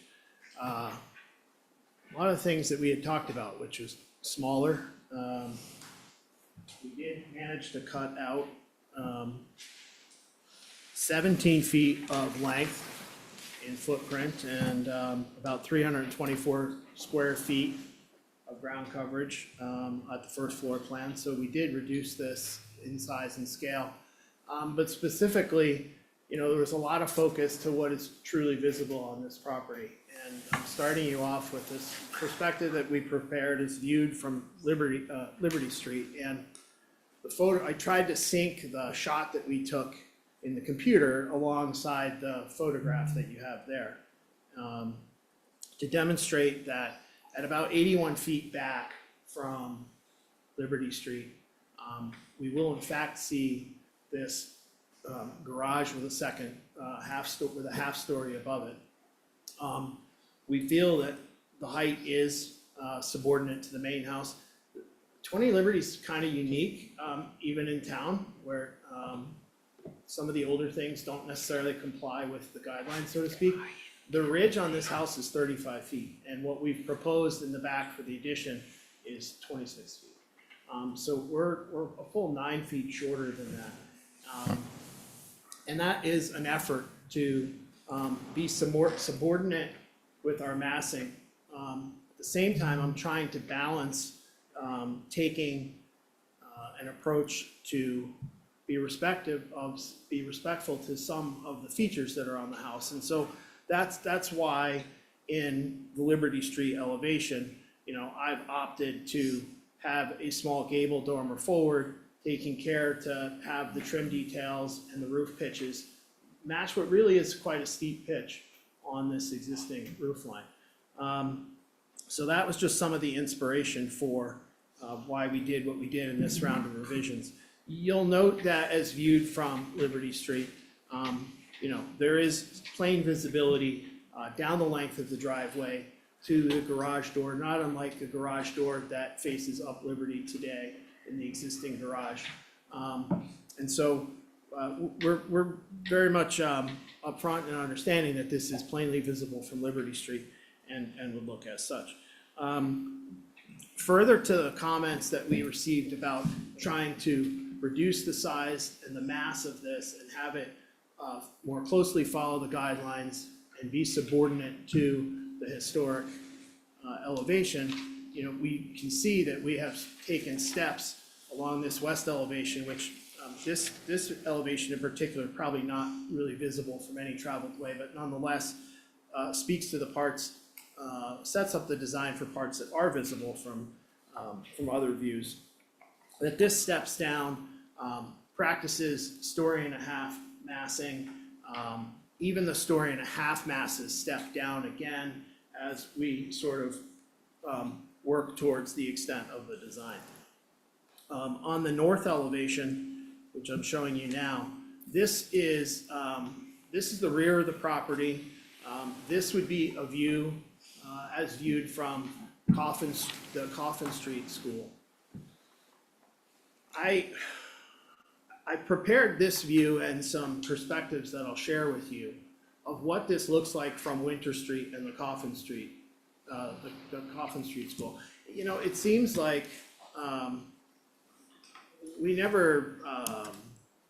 make no bones about visibility, and I understand that the Coffin School has public hours and that the public is welcome to go there and to be on the property. So I do recognize and agree that this will be visible from the Coffin School. And also that parts of this, in particular, this area right here that I'm highlighting, would be visible between some of the homes along Winter Street. So again, expect all of that to be visible. We took some time to study this view, and of course I could take a number of shots along Winter Street, but took this one in particular because I felt like, well, this is a place where people will enter into the Coffin School property. And you can see the construction along the sidewalk, but I'm standing on the edge of the sidewalk and the road here, so I acknowledge that this is plainly visible from a public way. We took it one step further to place our addition on the site and to replicate what you see in this photograph to establish visibility that does exist to the gable end of this addition.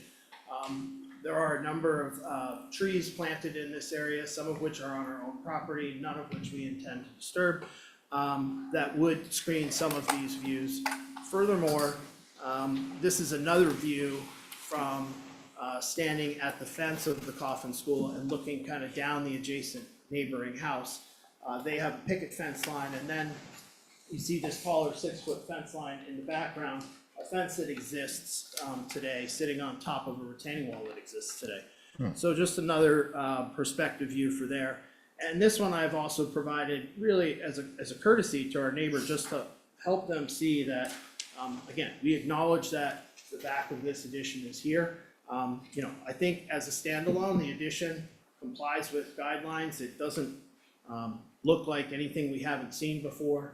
It has a 1.5 story mass. It steps down from a 5-foot knee wall to a less than 5-foot knee wall to break the eave line. It uses shed dormers, which we're used to seeing on the backs of building masses all over town and all over the island. So the point is that, you know, we've taken care to identify what the views really will be for this project, for the proposed addition, and have tried to convey to you all exactly what those views will be, in hopes that they provide more information than we had provided in previous meetings. So I think maybe I'll stop there for the time being. You know, the high level concept here is that our addition is subordinate in nature, that it's marching back on the site, and this is not an uncommon pattern in town. We see this on a lot of homes. Upper Main Street in particular has a number of houses that have additions that march backwards on the site. Some peek out to the left or to the right. Many have garages that are placed up alongside driveways that run the length of the building or the depth of the property. And we have paid attention to those existing and sort of precedents that we see around Upper Main Street. And those are my comments to get us started. Thank you, Steve. Holly? Thank you, Mr. Chair. So for the record, this is a circa 1885 Mary G. Wilbur House, a Greek revival within the OHD. This is a main house addition. The application was first heard April and June of last year, both reviews with the butters' concerns. The addition is more than double the size of the historic dwelling. As mentioned last year, the garage is better cited as a separate structure, as attached garages are atypical historically. However, per building with Nantucket in mind, page 105, garages are, quote, preferably accessible from the side or rear, and, quote, the doors of the garage can be positioned so that they do not face the street or public view. At the last meeting, the board agreed that the addition needs to be more subordinate in size and scale, and even suggested a separate structure, which staff completely agrees. There doesn't seem to be much change from that last revision to this. Per the Secretary of Interior standards, additions that are large or larger than the historic structure is not appropriate. Additions should be subordinate and secondary to the historic building, comparable to mass, scale, materials, color, etc. I will mention that there have been changes that the board did ask for a little bit of simplification that has been done, and do appreciate the visuals that have been provided since the last review. I would recommend again to simplify the size, scale, massing, or reduce the size, or make it detached. Thank you, Mr. Chair. Thanks, Sally. Mickey, does your group have anything, or I'm sorry, are there any butters?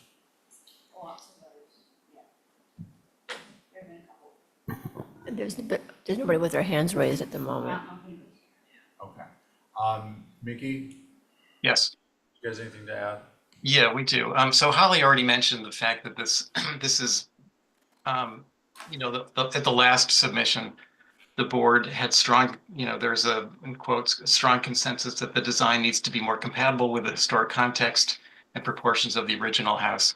And this doesn't really seem to be addressing the concerns that the board had at the last submission. It still sort of overwhelms the property. It's very visible from different sections of Winter Street, and obviously from the lawn of the Coffin School, it's completely visible. The scale of the additions don't relate to the main house. The 2-story wall in the back looms over the fence of the Coffin School. The connector is now 2 stories, so it no longer feels like, you know, an addition or an attached outbuilding, but more like an addition. It really needs to be scaled down considerably in width and height to reduce the overall bulk and scale. Thank you. Thank you.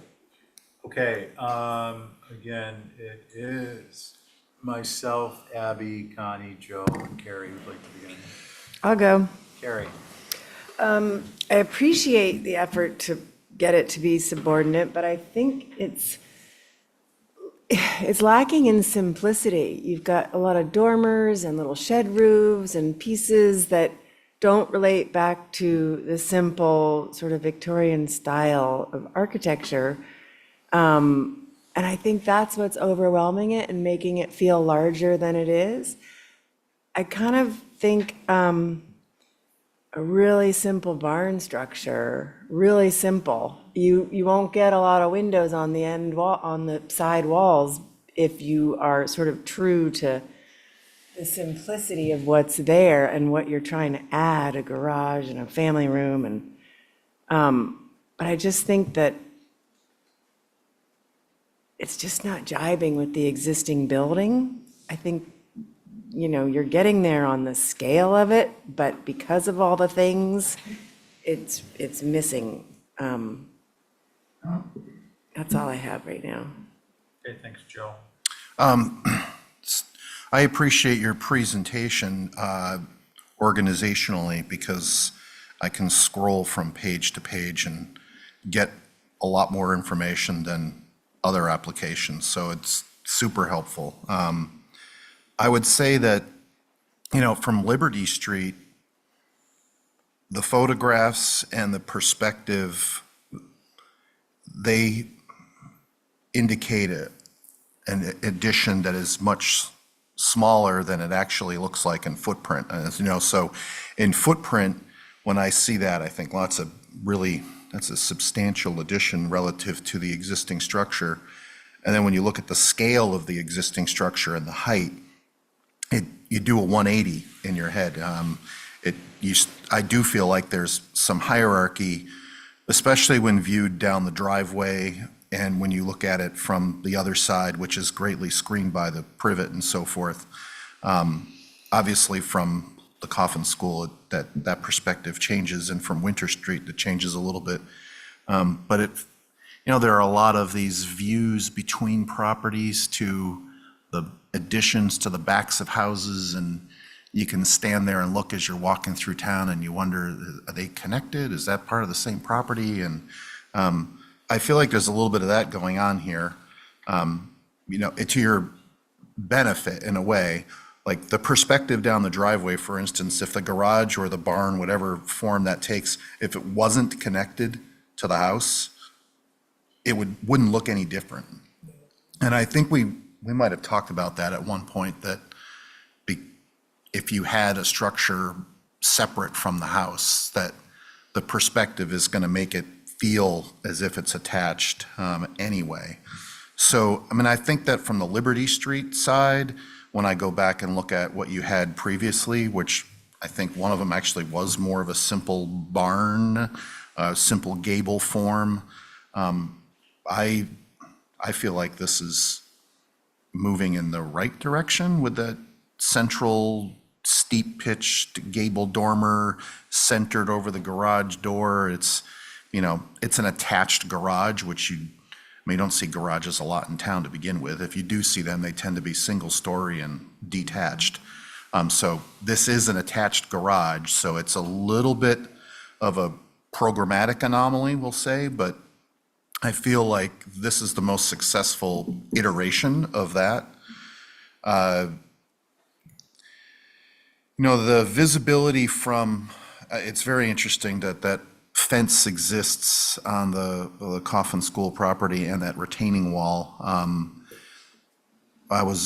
One thought was whether or not those masses aren't all in the same plane. If they were shifted just a foot and a half or 2 feet or something, that would help to break up that wall. But I think, you know, you're not seeing that straight on unless you're on that other property. I mean, from Winter Street obliquely, I don't think that is going to change at all if you tweaked it. You know, if I'm being, if I look at, let's see, the east elevation, that elevation relative to the details of the existing house is probably less congruent than the driveway side because the pitch isn't as steep and the gable is a little bit wider there. So I don't know if there's something that could happen to that elevation that might bring in more of the elements of the house. And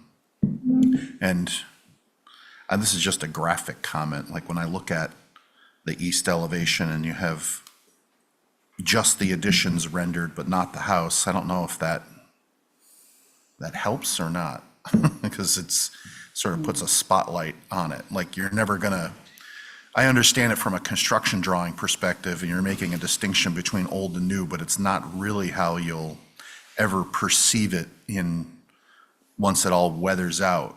And if you're trying to make this all one structure that kind of works as one, maybe the rendering should reflect that, just to make the addition less obvious in a way. And I appreciate that we don't have that little connector with the deck anymore. I mean, I actually think that the west elevation's interesting to me because it's, it's not simple, but it clearly looks subordinate to the main house when you look at that. Then when you look at the site plan, it looks much larger. So it takes a little bit to, I think, wrap your head around what the actual scale of this will be, because I feel like it's not going to have as strong an impact as the site plan does. So I feel like it's, for me, it's starting to feel appropriate, especially from Liberty Street. I think that the scale could be reduced a little bit so you're not right on the setback line, and maybe there's a little bit of undulation in the mass on the rear of the house, but I think those are all my comments. Thank you. Thanks, Joe. Connie? So I think that some of the changes are moving in the right direction. However, I think the house itself is very simple, and I just feel that the addition is kind of fussy. It's too, there's just too many, I don't know, gables and roof contours, and it doesn't really read well with the old building, the older house. And I also think that the attached garage is not appropriate. And yeah, I think that's about it for me for now. Thank you. Thanks. Abby? Yeah, I agree with Connie, a lot of what Connie said about simplicity and about what Carrie said about it, perhaps just going back to that detached barn idea, a simple barn. For me, this is a bit of the, how do you say that? Dog wagging the tail, or the tail wagging the dog. But it just seems a little insensitive to the historic house.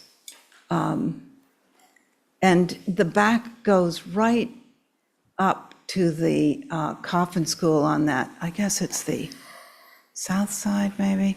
And it almost makes a wall, so that if you were at the coffin school, looking back at this building, it's just going to be just like a barrier. So, and then what Holly said about we really don't do attached to garages anywhere in the historic district, and this is one. I think the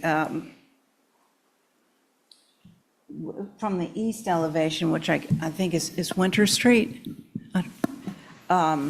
the building looks like two buildings joined together. They don't really have a relationship with each other.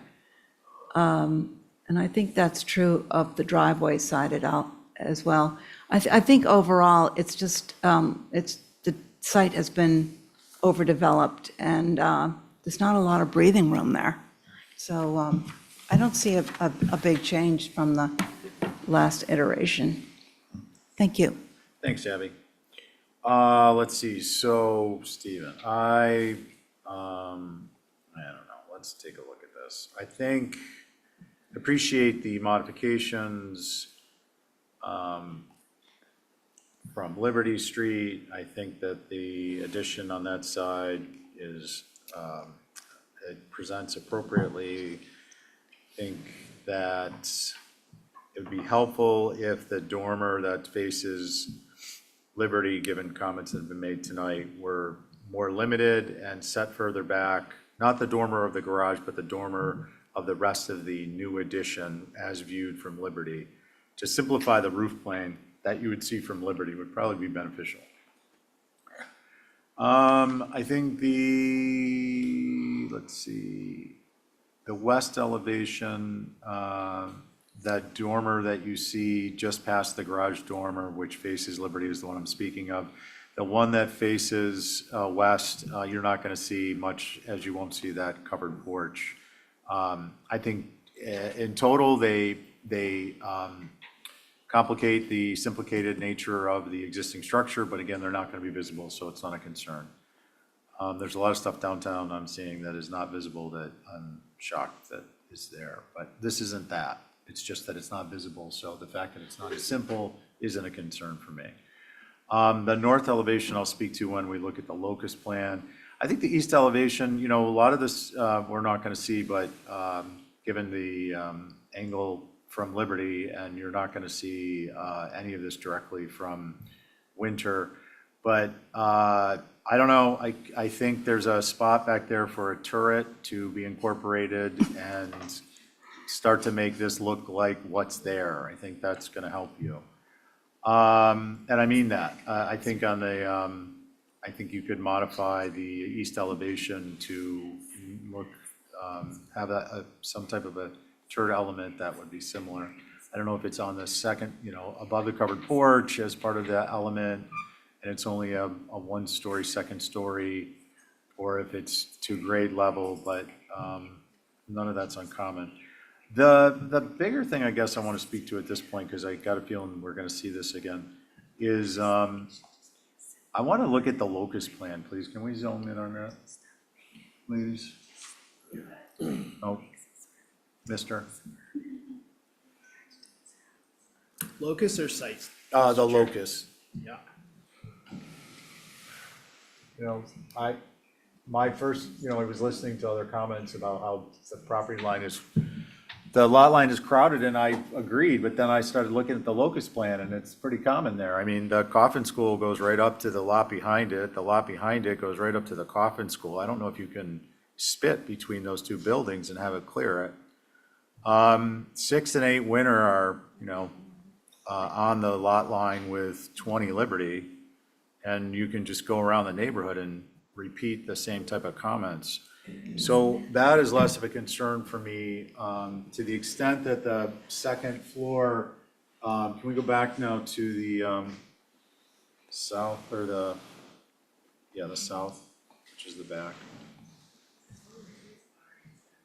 Oh, I'm sorry, proposed north. You know, to the extent that you might be able to simplify this elevation, I think would be helpful to you.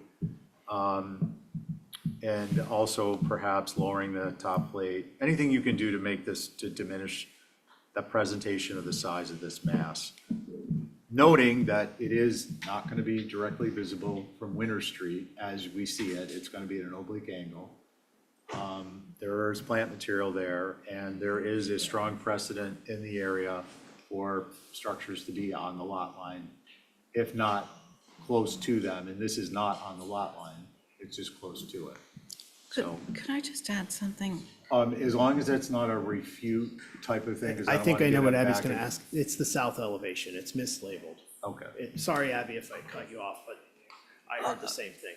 No, I was just looking at the site plan because, I mean, the locust plan, because you brought it up, and I was thinking about the coffin school as a sort of a historic site, and I think that's why nothing has come, you know, there's kind of a sacred area around it, and I think it's something to be considered, that yes, other buildings are close to one another, and, yeah, especially downtown, but with a historic site, I think you have to give it a little reverence. Okay, thanks, Abby. Again, I don't want to go back and forth over points because then I could sit here and pick your point apart and we could go on all night. I don't think that's relevant or appropriate. The locus plan is the locus plan. It shows what it shows. We all have our perceptions of it. What do we want to do with this at this point this evening? I think it should continue the discussion. I think that was kind of the direction I was going in. I mean, it's almost 8:30, so we could wrap the night up with this. We'll have gotten through about 10 applications, which is an all-time high. Well, I'd make a motion to hold for revisions, Thank you. Unless he Yeah, no, has some that's great. questions for us. Yeah, I mean, if I could just clarify a Yeah, couple quick please. things and promise to let you all go, but, I think we were asked to simplify and to diminish the size and scale of this, and in fact, we have done that over each of the 3 submissions now. It's hard to design an addition that relates to the very simple Victorian massing because it's all really tall 2-story stuff. It's highly ornate. It is not a simple building, the Victorian. It has gingerbreading on the porches. It's got very heavy trim, heavy friezes, an odd roof pitch, if we're calling it like it is. It's not a roof pitch that we see a lot of, okay? And it is all the things that make a Victorian great. So to add shingle style to the back of it in a subordinate way seems I mean, that works. That's what we would do. And I understand that the addition, if you look at just the addition, seems busy, but it's being driven by the comments to make it lower, to break it up, to make it more additive, to have it scale down as it marches back on the site. So, I'm getting some mixed feedback there, and I just wanted to say that. Again, I've tried to be as straightforward and as plain as I can be about what the visibilities are. And I'll continue to do that because I don't deny that it's visible, but to look at the east elevation and say that from Winter Street, you don't get a good feel for the composition doesn't make sense. You can't see it. You can see parts of it, but you can never see this entire composition at any one point. And so I think that's an important differentiation, and it's hard for an elevation to convey that, right? Because I don't draw the buildings that are in front of it. So I would just like to sort of have that in the record as well. But look, I'm happy to take another stab at it and to consider your comments and to try to further simplify where we can. We appreciate that, Stephen. Thank you. Can I say one thing? Yeah.